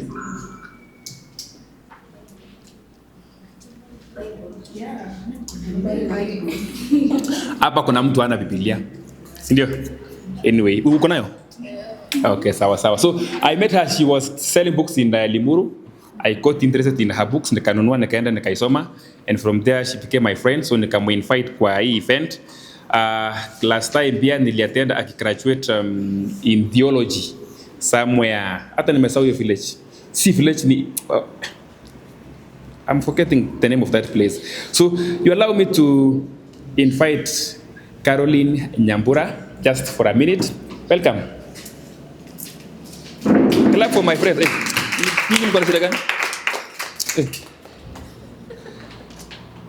Welcome. Greet us. We give you like 2-3 minutes. Hi. I'd just like to give a small word of encouragement. A famous preacher once said, "The success of a man is not based on what he has in his bank account, neither is it based on the accolades and applause of men. Therefore, the success of a man is based on his life existence." And this drives you into asking the questions, who am I? Why was I even born? While you cannot be able to answer the ramifications about life, it is important to understand your life purpose. There is a quote that says that if you don't know who you are created to become, you become a junk of many trades but a master of none. My journey did not begin with a single step, it began with a point of discontentment. The year was 2017, in my age of 20s, and generally doing well also it seemed. I was employed in a small private institute, but even though I needed to learn more and gain my knowledge. Life of working hard and playing hard was not adding up for me. It was leaving me empty and unfulfilled. I had a clue of what I wanted from life, but I did not know where or how to find it, so I kept on searching. In the course of my search for life meaning, I stumbled upon 2 books, The Purpose-Driven Life by Rick Warren and The Beautiful Ashes by Jess Meyer. Since I've read many books, but this particular book remains to be the bedrock of my turnaround. In these books, I encounter words and thoughts that left a permanent mark in my life. But most importantly, they gave me a new paradigm, namely the purpose-driven life. With this awareness, I was able to understand that champions are not made in gyms. Champions are made out of something they have inside them. They need to have the will and they need to have the skill, but the will must be stronger than the skill. With this, I was able also to understand that what my life so urgently needed was a mission, a vision, and a purpose. And by the grace of God, I've published 6 different books. But I'm going to give the synopsis of only 3 that I know they can be vital in your life. Hey, you do something, become something. I wrote this book with an aim of encouraging my readers that success is determined by service. As Martin Luther King Jr. once said, not everybody can become famous, but everybody can become great because greatness is determined by service. Everybody says, follow your dream, but not everybody follows their dream. A dream, a vision, and a goal, these are the things that we need when we're in the pursuit to our destiny.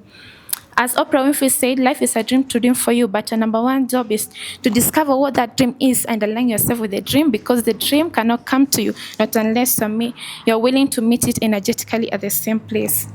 I also wrote the book, You Be You, with the name of encouraging my readers to be themselves. Don't try to copy yourself to be like someone else, because everybody else have been taken. Perhaps you observed another person, either a friend or a neighbor or a spiritual leader, and you said he's the way other people ought him or her to be. You might have even tried to be like that person without consciously planning to do so. Of course, other people can be good examples to us, but even if we pattern ourselves after their good qualities, it must still be a good trait or those good characteristics that characterizes us. So I wrote this book with the name of encouraging my readers to be themselves. The beauty of youngsters in Christ. As young people, we live as though life will go on forever. It's only through a near-death experience that you realize how fragile life can be. To some, enjoying one's youth means grabbing a new opportunity, trying a new adventures, but to some it means partying non-stop and engaging in a host of hedonistic practices that are considered to be fun. Okay, I wrote the book, The Beauty of Youngsters in Christ, with the name of encouraging young people that the choices we make today can affect our future tomorrow, either for good or for bad.